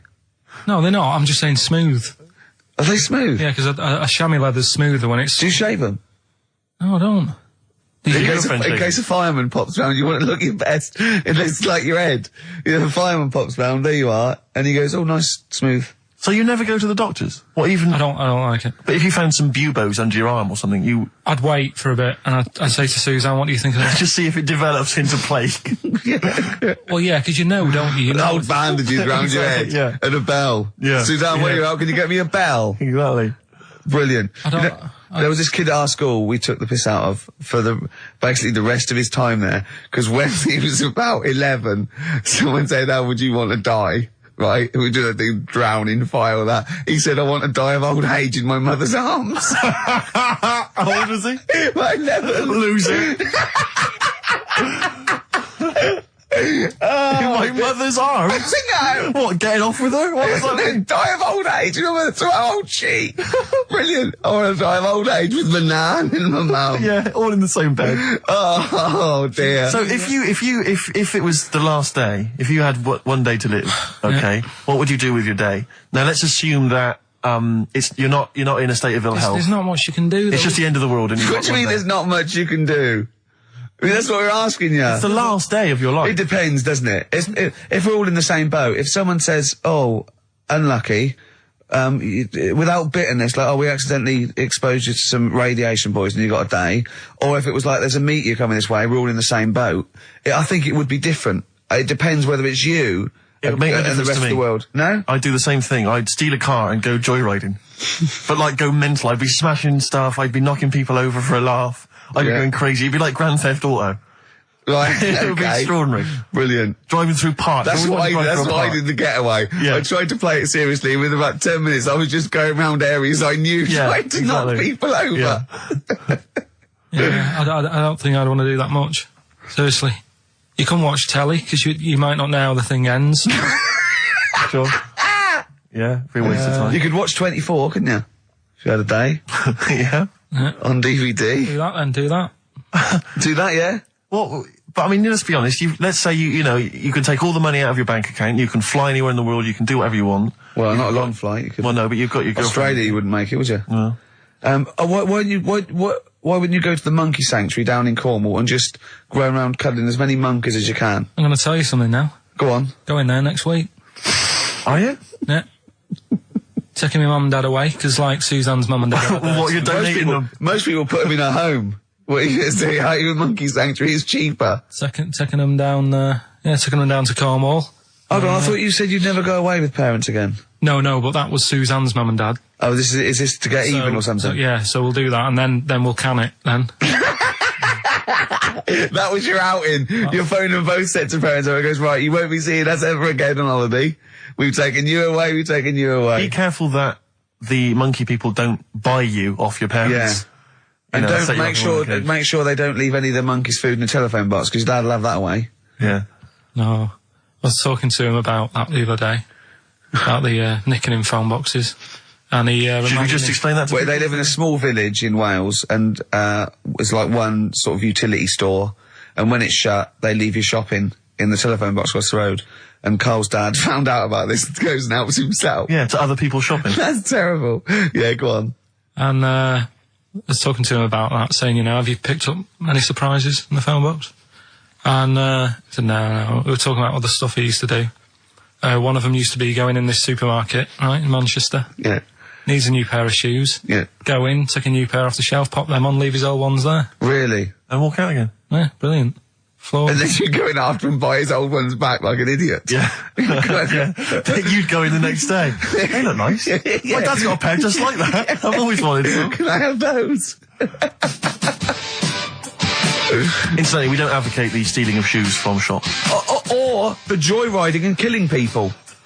Unless you've got one day left. Okay. Or phone boxes. John. Fighting. M. Gervais, Merchant, Pilkington. Rockbusters. Oh, brilliant. Is there a jingle for Rockbusters? I don't think there's ever been one, is there? No. Could you come up with one quickly? Oh, Rockbusters. Brilliant. All right. Well, the prizes this week, there's not many. I have to say, Carl's not sourced many, but what he's got are actually good quality. Well, I'm trying to instill in him that it's, you know, quality, not quantity. Absolutely. As opposed to, like, 15 copies of, you know, Fools and Horses Christmas Special with a giveaway three-wheeler Yeah. car and Primal Scream's greatest hits on 11 CDs. Yeah. Not Primal Scream, in Spiral Carpets. Oh, that was it, yeah. Spiral Carpets. Anyway, yeah, we've got this new Kiss FM hip-hop classics compilation, which has got some really good stuff on there. New stuff from the likes of, you know, Outkast and the Wu-Tang, but some old classics from Public Enemy, and of course LL Cool J's Mama Said Knock You Out. It's worth having alone for that track. Yeah. I think this is 4 CDs? No, 2 CDs. The Best Air Guitar Album in the World, Volumes 1 and 2, and a special box set. Yeah. You've got all sorts on there. Is May? Brian Adams is on there, Robert Adams, Palmer. May, but also Palmer. excellent stuff. Beastie Boys, Clash, we got the Kinks, so that's good. Abigail's Party, the DVD thing with Alison Steadman. I know you're quite a fan of that, aren't you, Rick? Yeah, it's good. It's good. She's, from many years ago, if you've not seen it, it's good. This, Later with Jules Holland DVD, it's got, live performances from PJ Harvey, the Cardigans, Rollins. But he is playing Boogie Woogie over their tracks. I would hope so. Okay, good. And also, is this the new albums from The Thrills? Yeah, it Is is. it the album? Yeah. Yeah, so that's a little, Wow. Is that exclusive? It's not even out yet, is it? I know, not even out. Not even out. Well, that's the sort of things that Carl can come up with if pushed. It's all about the game, though. It's all about the game. The prizes are just for fun. It's all about the playing the game. Let's see what Carl's come up with this week. This is his last chance. If I ever hear anything like New Odour again, that's the end. Okay? They did get it though, didn't they? So they're working out. They will do it. Just let's have the jingle again. Alright. Oh, Rockbusters. Right, if you haven't heard it before, cryptic clues that make up a band and some initials to help you on your way as well. Right? So, Well, you'd never get it without, but go on. first one, that fella likes sucking on iron. Right? That fella likes sucking on iron. Yeah, the initial M. Right? Okay. That fella likes sucking on iron. Right, that's the first one. Second one, the Jamaican fella spots a boat. Oh, God. Say that again. The Jamaican fella spots a boat. Spots a boat. Yeah. Right. The Jamaican fella spots a boat. Yeah, that's right, yeah. All right. Initial D. D. D. Okay. D. All right. And the last one, do you want a game of tug of war? Well, it's up to you. You own it. Right? Interesting. I've just got number 2. Right. Do you want... Oh, God. Right, the go third on. one, do you want a game of tug of war? Well, it's up to you. You own it. And what's the initial? E. All of them again, quickly. Right, so the first one, that fella likes sucking on iron. That's M. Second one, Jamaican fella spots a boat. Right, that's D. And the last one, do you want a game of tug of war? Well, it's up to you. It's, you know, you own it. Right? He embellishes it like it's a whole story by the end. That's E. Ricky.gervais@xfm.co.uk. Please don't phone Email in. only. Email and we cannot be bothered to answer the phone. Ricky.gervais@xfm.co.uk. Brilliant. White striped. Excellent. Forthcoming single from the White Stripes, I Just Don't Know What to Do With Myself. Worth checking out the webcam. Ricky's made Carl some kind of... I don't know, how would you describe that? I don't know, it's like a new thing. It's sort of like a scarf, sort of bandana. I just invented it. I don't know what it's called. Talk us through it, if you would. Well, all it is, it's a length of toilet paper, but you can use silk, wool, everything, and you just put it around his neck, and then round the back, and up over the ears, and tied to a little bow jauntily on the side. If you could actually stand up, just in case they got a webcam shot of it, you can see that there. What would you call that? I don't know, it's sort of like a bandana, but I don't know. Neckadana, neck chief. A neckadana? Chief. A Karl chief? Yeah. Yeah, I don't know. Well, we'll be marketing those if anyone's listening. Yeah. So, And would you do them in a variety of different colours for gay people? XFM. Red Hot Chili Peppers, universally speaking, on XFM 104.9. Well, halfway through, Steve. I'm Ricky Gervais. That was Mr. Merchant I was referring to there as Steve. Familiar. Friends by now, 5 years in the making. Karl Pilkington, I know him a year and a half, but he's a good friend as well. Alright. Alright, XFM, where paths cross. Alright? Oh, so, any interesting things to talk about, guys? Dr. Fox style? Any amusing observations? Have you taken a sideways look at the week's news or anything, Karl? What have you... Tell you what I did here last night. Go on. Go on. 5 Live. They do like a review of what's gone on in the week. When we've been busy in the week, I haven't always got time to follow what's going on. In the world, sure. Someone's made a chicken with teeth. What? For what reason? Don't know, because they can. Just because they can. And like So it chooses food. Yeah. they had a few guests saying, well, you know, where will it all end? So you're sure you weren't watching a Wallace and Gromit video? No, seriously, right? They're doing it. They're chicken with teeth. Why would they spend millions researching... What do you mean they've got a chicken with teeth? What do you mean there's a chicken with teeth? Sounds mad, doesn't it? What are you talking about, Karl? That's what they've done. Do you know, like... Why? I don't know. They're just messing with science and that, and that's what the people were saying. Why are you doing that? Do you know what I mean? Where will it start? What's the next thing? They did the sheep. They did the cloning. Right? The rat with an ear on its back. Did that. Can hear a mouse, cat coming, can't it? What else were they talking about? They were talking about that sheep again, that cloning one. Yeah. Dolly the sheep. Do you think it's that clever? They do all look the same anyway. What's it got to do with its cleverness? The Being fact that cloned. Being cloned, is it, do you think that's a good thing? He doesn't think it's that impressive because they look the same anyway. Right. They could have just put any sheep in there and go, look, they're the same. Yeah. Brilliant. So there was a programme, people were talking What about are you talking about, a chicken with teeth? It was the latest news. It was like all about the war and that, and I was like, yeah. And then it's a chicken with teeth. I said, hang on. Your ears perked up. Yeah, he didn't hear anything about the war, did you? That was like, they might have been speaking French, or just like whistles. And now, story about a chicken with teeth. Yeah. You stop washing up, Maybe someone can let us know, you know. Oh, God, don't open the floodgates. No, but I'm just saying I don't know the full thing. They just, Of course you Surprise, don't. surprise. They just touched on it. Yeah. Anyway, other stuff I did do proper research on in the week. Go on. Having testicles done. Having your testicles done. Yeah. What does that mean? Same magazine that was doing the hanky coverage, letting you know what all that's about. Sounds like a great magazine. How can we get him as a pundit on these news shows like Newsnight? Do you know what I mean? Sky News. On there, wouldn't he? Just on there, just ask him what they think. Wouldn't that be amazing? Is there a producer out there that would take a chance on Pilkington? It's Pilkington, Raggy Omar, Ian Hislop, and a panel of people, and they just ask people. Yeah. Yeah. So you can have your testicles made bigger. Why would you want to do that? Well, that's what I was asking. What's the point? Well, the actual testicles, or do they just inflate your ball bag? Because you could do that, couldn't you? You could have some air injected so it was like a big... So they'd look bigger, but they'd rattle around inside, wouldn't they? Make a little noise, wouldn't it, when you're at... Like maracas. Like some kind of instrument. Yeah. That was sort of like one of those African instruments, just like a big sheep's bladder with all... There's Pedro on the maracas. Yeah. They just, yeah. Yeah, just stripped to the waist. Yeah. Just, yeah, with us hanging out. Why- and then why when you sort of like, the neighbours would think, what's he doing? He's been playing those maracas all night. And really, you were, you know. Why The mouse with the ear on its back going, keep it down. Yeah, this is really loud to me. Eh? Why would someone have that done then? You brought it up. Yeah, Presumably so that they could draw a little funny face on them.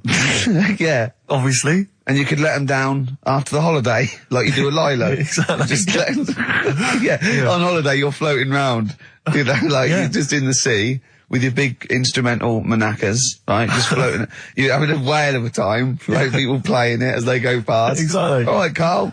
All right, Become a bit of a sort of local celebrity. Yeah, look, there's Carl with his floating manakas, like a big jellyfish, right? Yeah. And then the end of the holiday, or Saturday. If you've got a little pair of tight speedos, you'll be like Jordan walking around.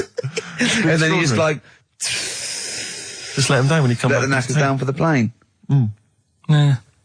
Because apparently they do get bigger, don't they, as you get older? When you're an old fella. No, I think they get lower.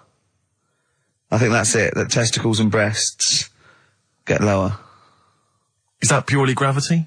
I think so, yeah, probably stretching a bit, innit? So is it wear and tear? Is the old fellas who are walking about saying, "Oh, sick of these"? No, they don't tread on them. Well, that's why old people have always got to have a little sit down. You know, Yeah, 100 metres. Yeah. Stick them in the socks. Exactly. Yeah. Or they can have I suppose you can have like a little ball lift. You can have a facelift, can't you? Have a little nip and tuck. Or probably a facelift would help, wouldn't it? Because if you pull your face up, That's going to bring the skin up. Bring up a little bit, yeah. Don't go too far. You'll have a little knob as a tie. But you can, you can tighten stuff up. Speak for yourself. Steve with his kipper tie. That's a lovely tie you've got there, Steve. And you look so young. Yeah. What's that little sack underneath it? That little brooch. Well, wait. Playing with your little manakas all night, Carl. So, a chicken with teeth, and you can have your balls done. Imagine Kirsty Ward, whatever her name is, on Newsnight, saying that. And now, 2 features of the week. The war in Iraq, let's forget that. Who wants their knackers done? And look at this chicken. Careful, it bites. I think we should send this link to Dr. Fox and see if he thinks there's an improvement on what he heard during the Play Sony. a record. Yeah, get this link, send it to Dr. Fox. He'd love it. All right. Plus, he'd be able to offer some kind of medical explanation. Yeah, exactly. Teenage Fan Club. Oh, Brilliant. One of Kurt Cobain's favourite bands, apparently, Teenage Fan Club, and that was the song Radio. he loved them. We've just had an email here. It says apparently they created the chicken with the teeth in order to prove that DNA can be reverse stimulated. The theory being that if you can revert chickens to a state in which it has teeth, I don't know if it ever had teeth, you can alter someone's DNA to stop them going bald, Carl. Did they mean that because birds came from reptiles that had teeth, outcrops, and then changed into a beak or whatever, that they revert? I don't understand. They revert DNA. I mean, there's not quite enough science here for me to be able to answer it in detail. Well, not for us maybe, but I think Carl's probably grasped it. What do you think that means, Carl? Yeah. What does he say? Okay, moving on. Ah, dear. Oh. Life's too short. What else is Have there? you got a monkey news coming up soon? Like I say, it's been a struggle. We'll do that. We'll do Cheeky Freak of the Week. Do you want to? Oh, definitely. Should we do Cheeky Freak of the Week? Cheeky Freak of the I Week? can't wait. I'll always do these. I'd start off with these. All right, well, let's have the jingle for Cheeky Freak of the Week. Oh, no. Do you remember it? No. I remember it. Oh, Cheeky Freak of the Week. Brilliant. Something like that? I want some more though, because that was slightly half-high. Oh, Cheeky Freak of the Week. Excellent. Right. This we're going back again. Yeah, 17th century? Well, it was 1829, right? Oh, I'm impressed. Now the problem is with Cheeky Freak of the Week. Not so much the week, is it, if you're going back to 1829? Well, Not even of the century. You haven't even done Cheeky Freak of the century. there's What's the problem with Cheeky Freak of the Week? just because. Other than the sort of moral implications. Yeah. Yeah. Well, last week it was a fellow with 2 heads. Yeah. We've done Siamese twins. It's Siamese twins again. Oh, it's No, it was Siamese again. twins. It wasn't a fellow with 2 heads last week. It was Siamese twins. Conjoined twins, sorry. They're 2 different people. This is what I'm telling you. But this is the problem. They're going to crop up quite a lot just because they've got double a chance. All right. Oh, please don't write in and complain. He knows not what he does. You understand, don't you? Carl will actually feature one day in this section. Yeah. So, right, go on, Well, Carl. we're going back to 1829. Yeah. All the way back there to It's a 1829. retro conjoined twin link. A couple of guys set up a business. They were called Chang and Ang. Oh, they're the first. That's why they were called Siamese twins, because they wasn't that what it was based on? Those 2, Chang and Ang. Was it? The original, yeah. That's why they're called Siamese twins, because I think they were Siamese. So these are the first ones. Well, not the first ones, but they're the ones that got to fame, I think, and why people started calling them. So people started calling them conjoined twins, Siamese twins. I think I'm right there. Anyway. Good. Well, the sort of set up business, sort of going around the US. Well, both of them. And Europe, yeah. Yeah. And what they used to do, people were amazed by it anyway. Yeah. People wanted to know how they get through life doing certain things that you think about. When you think about Siamese twins, you think about, you know, how do you get through a day like that? Yeah. Right? And the thing that cropped up the most with people was how they take a bath. So they used to go on tour around the US and Europe and sit in a bath, have a wash and that. And did they ever wash each other by mistake? They go, oh, that ends there. That ends there. Like those things in supermarkets. They put one of those down. We go, oh. What do you mean? Put that there. What do you mean? You know the things on the conveyor belt, the little dividers. Yeah. They wind me up, those dividers. Sorry, I was a complete tangent, but for some reason, it's my own psychosis, but I get so annoyed if I'm in a supermarket, I've got my shopping, I'm just about to get served, and you can always see there are certain people who stand behind you getting edgy, itchy, worried that I'm not going to put the divider down to seperate my shopping from theirs. It's like they're terrified that I'm somehow going to deliberately pay for their shopping. Sneak in their onion. Yeah. Oh, I didn't get an onion, I'll have that. And it's just, but what annoys me is it's not so much that, obviously it's a practical thing, it's the fact that they get a little bit edgy. You can actually see, certainly kind of, dare I say it, certain breed of woman and a certain breed of fella will just get a little bit itchy, a little bit edgy, and they just look at you, can just see them sweating, especially if they can't reach. I just lean over and do it myself. Well, I know, but the thing is that it's like they almost feel that they ought to wait for me to do it, as though somehow it's my obligation. And it just for some reason, I know it's ludicrous, but it really annoys me, and I actually deliberately don't put the divider down just to see them sweat. I like the way that they're actually quite well made. There's some that are brass with like a felt bottom. Yeah. Like you really care. Like a twig would do, wouldn't it? Exactly. You know what I mean? But I just leave a slight gap. And then when it gets to when the woman's putting it through the till or the guy, I just say, that's my stuff. Do you ever look at other people shopping and go, oh, I should have got that? Often. Oh, yeah. That's annoying. I'll tell you what it is, it's the same thing, and again, it's my psychosis. When people, if you're on a bus or a train, and we're pulling into the stop, but there's a good, kind of 35 seconds before we're actually going to come to a halt, they leap up, and they're straight by the door. Yeah. But it's this fear that they're going to miss out. Oh my God, what if I fell over now and broke my ankle? I'd never get out. To be fair, I've never had that commuter's worry. I've never commuted, but every second counts, doesn't it? Because you miss a train, it can make a difference of half an hour. So that's why commuters literally run to get their connections. But the thing is that with a bus, there's often there'll be people who are sat right next to the exit, will get up and stand up for a while, waiting to get out. It just, again, I'm not saying it's not, it makes perfect sense to them. It's my psychosis. They're going to be mowed down in the streets. They will just be a few of the You're going to be in a lovely Chrysler. Exactly. Yeah. Well, I will be going straight through a branch of Waitrose. Yeah. Taking people out in the we do not condone going through Waitrose in a Chrysler. In a car. Now, as Changanang, they're in the bath, they're washing their own bits, they've got one of those dividers, right? They go, that's definitely yours. I marked mine. That's definitely mine. What? Don't wash that, Chang. I wouldn't hang. I wouldn't wash that. Right? So what are they doing? They're in the bath. Carry on with the story. That's about it, really. I mean, that's the fact that people... So, two little Oriental fellas joined in the hip, had a bath. No. That's your story. No, they didn't have a bath. They they must have done some sort of research, right? Who? Changanang, right? And they said, well, what do people want to see? Isn't that basically Roller's song? But it's an idea that people have queued up. They've paid their money. They're in a tent. Well, I hear they're going to have a bath. They're going to have a bath. Two Siamese people have a bath. How would they possibly do it? Well, I've heard they get into a bath. But that's I don't know they what's wanted to see exciting. them nude and where the join was. No. More than how do you get in the bath? I don't know. They just that's what they picked. They said what would be good to see. What do you want to see them do? Having a bath. How'd you get into trousers? Was there Exactly. This is all part of it, isn't it? That's why they picked having a bath. This is all part of it. Well, they want you to get dressed afterwards. Yeah. Who was the best out of Changanang? Who was your favourite? They both look the same, to be honest. There's a surprise. One was a short ginger woman. Oh dear. Is there anything what would be better than having a bath for you when you're seeing them? What would sort of make you go, I wonder? One of them pulling and the other one going home alone. Yeah. I go, look, she's definitely up for it. I'm taking her home and go, oh, what am I going to do? Can I watch? Definitely not. Definitely not. Look, you go to bed.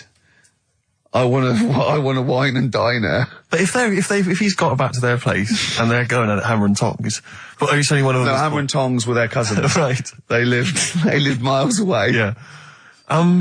If one of them gets knackered, can the other one take over? God, I think we play a record. That annoys me. What? That sort of being at it all night. What do you mean? Let's put a song and I'll come back. What do you mean? No, come on. Seriously, because Okay. R.E.M. Yeah. Well, after REM, Night Swimming, being at it all night, and why it annoys Karl. Night Swimming by REM. Well, before we played that track, you remember Karl was on the, teetering, on the cusp of telling us why he's annoyed at going all night. I assume you mean... Relations. Yeah. What do you mean? What annoys you about that? What? Sexual relations all night. The concept. Or people keep you up. Is it your next door neighbours or something? No, just that thing of people who say, was that it all night last night? Who says that to you? You know, lads who think they're, they think they're a bit of a lad and think that means it's good. What, like Sting in his tantric sex? Sting. Yeah. Well, to be fair, it goes for 8 hours, but only 3 minutes of that is going for it. The other sort of, 7 and a bit is sort of laying next to each other, isn't it? Right. Or sometimes in a different room. Yeah. Yeah. Is that why it's called Sting? Hey? Well, if you're at it all night, bet it. It's gonna sting. Yeah. So what's your problem with this notion of going at it all night? It's just that thing of, get it done right the first time. Do you know what I mean? Get it done. Yeah, get in, get out like the SAS. Once you've done it, you've done. You know what I mean? Yeah, no fanning around. No messing about. So, it's just that, isn't it? It's like, do it right the first time. Once you've washed up, right, you put the pots away, you don't dirty them again. What a lovely analogy. That's one of the great Is that what you say to Suzanne? Come on, love. Once you've washed up. I've already washed up. You don't dirty the pots again. Go. What a romantic Ding dong. song. Hello, is there a fire? Oh. Hello. Did he have a moustache, the fireman? Oh. Radiohead, they're there on XFM 104.9. I'm Ricky Gervais, Steve Merchant, Karl Pilkington with the answers to Rockbusters, the biggest quiz on radio, probably. Mm-hmm. Do you want to remind us the quiz? No, you mean the crappiest quiz on radio? Yeah. Right. First one was, that fella likes sucking on iron. Yeah. Right. The initial was M. Yeah. What was the band? It was Metal Liquor. Alright. What's Metal Liquor? Wait, I've never heard of a band, Metal Liquor. Metallica. No, you said Metal Liquor, I don't understand. Yeah, Metal Liquor, Metallica. What?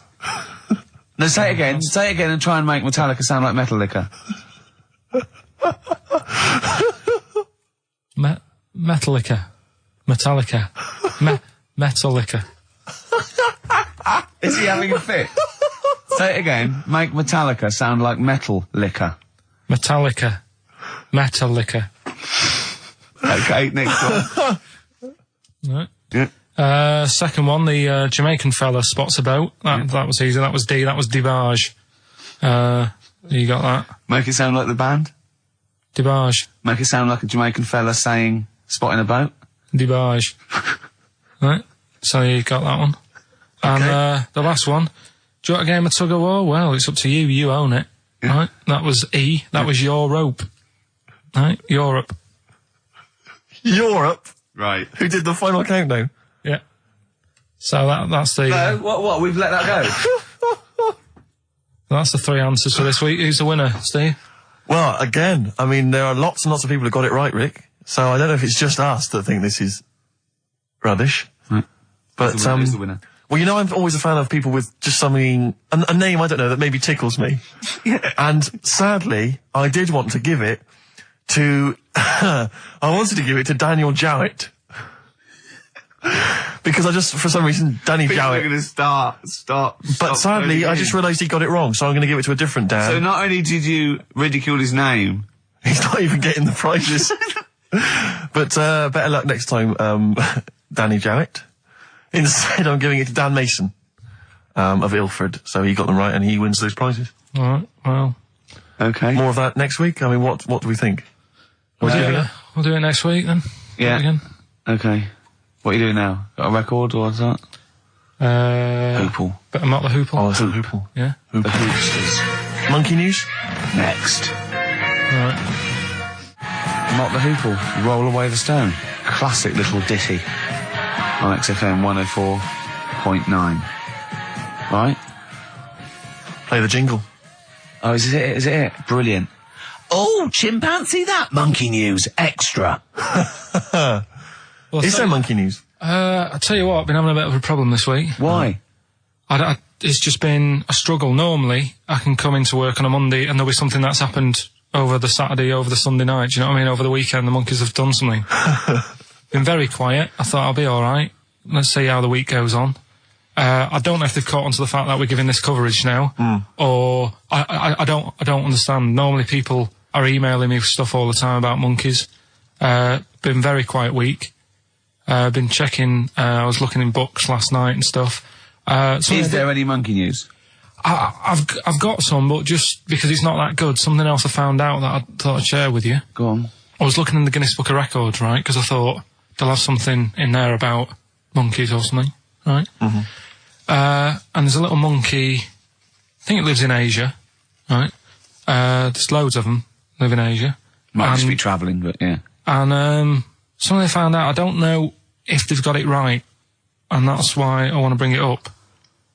Apparently, it's the mammal, right, that's got sort of the pointiest eyes that pop out of their head. Steve.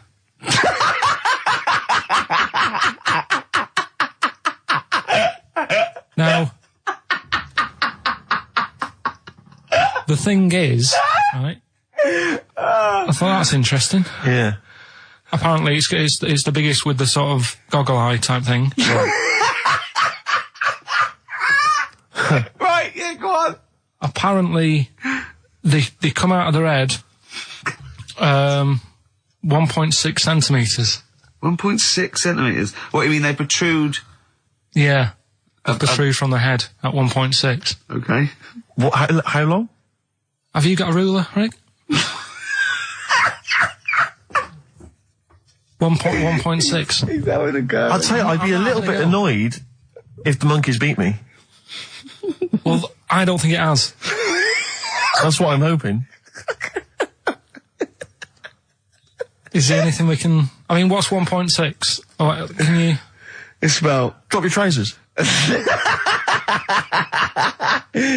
about 3/4 of an inch. What do you think? I don't know. Have they got it right, or what? Maybe I should come down to Monkey World with you next week. So anyway, so that's not the monkey news. That's just something that cropped up. And Sure. I do know once, when we were playing pool in the office, I think Lucy was your partner.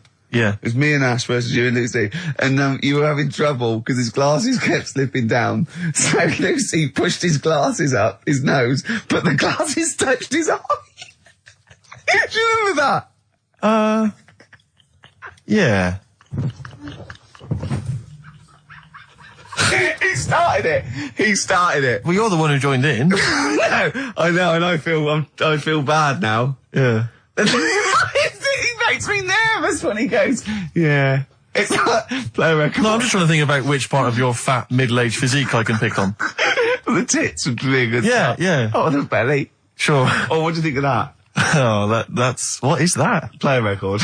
is that monkey news for this week? Have we not got any other monkey news? Well, it's just, it hasn't been that good. I mean, the one that I found out here, because we've covered so much in the monkey world, right? The fact that we've done a monkey that was a sort of half man, we've done a monkey that got a decent job in a train station, Can you think of any of the other? Well, that's just some of the great monkey news from the past. That's what I mean. So that's what you got to compete with. So even though this is quite amazing, just tell us. Another monkey's got married.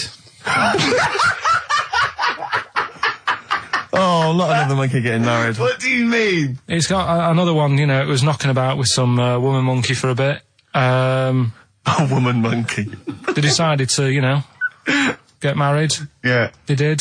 What do you mean they decided to get married? Was it pressure from her parents? They had a good do, and Good do. I love the spread. I love that. Peanut vol-au-vents. Yeah. Celebrated in a pub, and then they both went off to the cage that night. That's what I mean. Even though that is quite impressive, But because it's not true. Or it's a joke. It's nothing. It's not. on an Nova website, official sort of news website. 2 monkeys have married in Romania after a whirlwind romance. Well, that's... After a whirlwind romance. God, yeah. Yeah, a quick one hanging onto the rope. Yeah. She was in the tyre. Yeah. He saw it. Yeah. He went, have a go at that. They go, we got to marry her now. Yeah. Her parents came in and said, did you just shut He was in a zoo knocking one off. She went, I can do that for you. Yeah. Yeah. Guests say the monkey bridegroom was scared by the number of people attending the wedding and refused to get out of his cage. So his bride was, Not bloody Hello Magazine again. No, it was, no, I think it was like last minute nerves. Right, like, you know, legit, I'm yeah, single second now. thoughts. It's like, you know, it's the big step. Yeah. But his bride enjoyed every minute of it. She was loving it. Yeah, she sure, looked lovely, by sure. the way. She looked lovely. Yeah. Did she? Oh, good. Reports she only appeared to have problems with her veil and dress. Do you see, you know, this is the guests included. I hope they didn't ruin it like Anthea Turner and maybe get sort of sponsorship PG tips or something. Totally, with strong plum brandy, so they got them drunk as well. So they carried on the celebrations at the pub, and the bride was taken to her new husband's cage at night. I apologise, play a record. I'll tell you what winds me up. What? Monkeys getting married. I know. And I'm not getting any action. And I got bigger eyes. Little by little. Oasis on XFM 104.9. Well, that's the show. Ricky Gervais, Steve Merchant and Karl Pilkington. Karl, do you think it was a good show today? It's alright, wasn't it, with some, What do you think good the loyal listener has gotten from today's show? What do you think that, you know, we've added to the world? well, I think they know what they've got, right? But if someone's just tuned in, I can tell them they've missed out on some good stuff. They've missed out on, Chang and Ang. Yeah. They're the two who are the one who invented, the ones who invented, you know, the Siamese twin thing. Yeah, that's it. They invented it, yeah. You've got, you've had like How We'd Spend Our Last Day. Yeah. Right? Running people over. Chicken with teeth. Oh, he says it like, you know, there's no other show that could give you all this. Yeah, go on. Gay Yankees. We've done that. Yeah, No one will be having a problem there tonight. yeah. Another monkey marriage. Another Another it one. sounds like the end of the news. Yeah. You know what I mean? The headlines on Sky News and headlines and another monkey marriage in Romania. If you've thought about having your testicles bigger, Yeah, we've sort of covered that. yeah. And the monkey that had big eyes. Yeah. If it's listening, you know, its position might not be safe in the Guinness Book of Records. If, And of course, Karl stays hard by looking at firemen. Indeed, we've also learnt that. well, that's not true. Well, you did. Yeah. All we know is that you saw a fireman and nothing, see, it didn't seem to affect your erection. We avoided saying erection In fact, for 2 hours. if anything, it prolonged it, from what we can We've tell. avoided saying erection for 2 hours, and then he just you know, Healthy young man. yeah. So, Yeah, no, sure, I'm sure he was. I'm sure he was, but Firemen keep Karl hard. right. Get asked me to Pete for dinner, listening. you Amy Mann to end with. See you next week. can find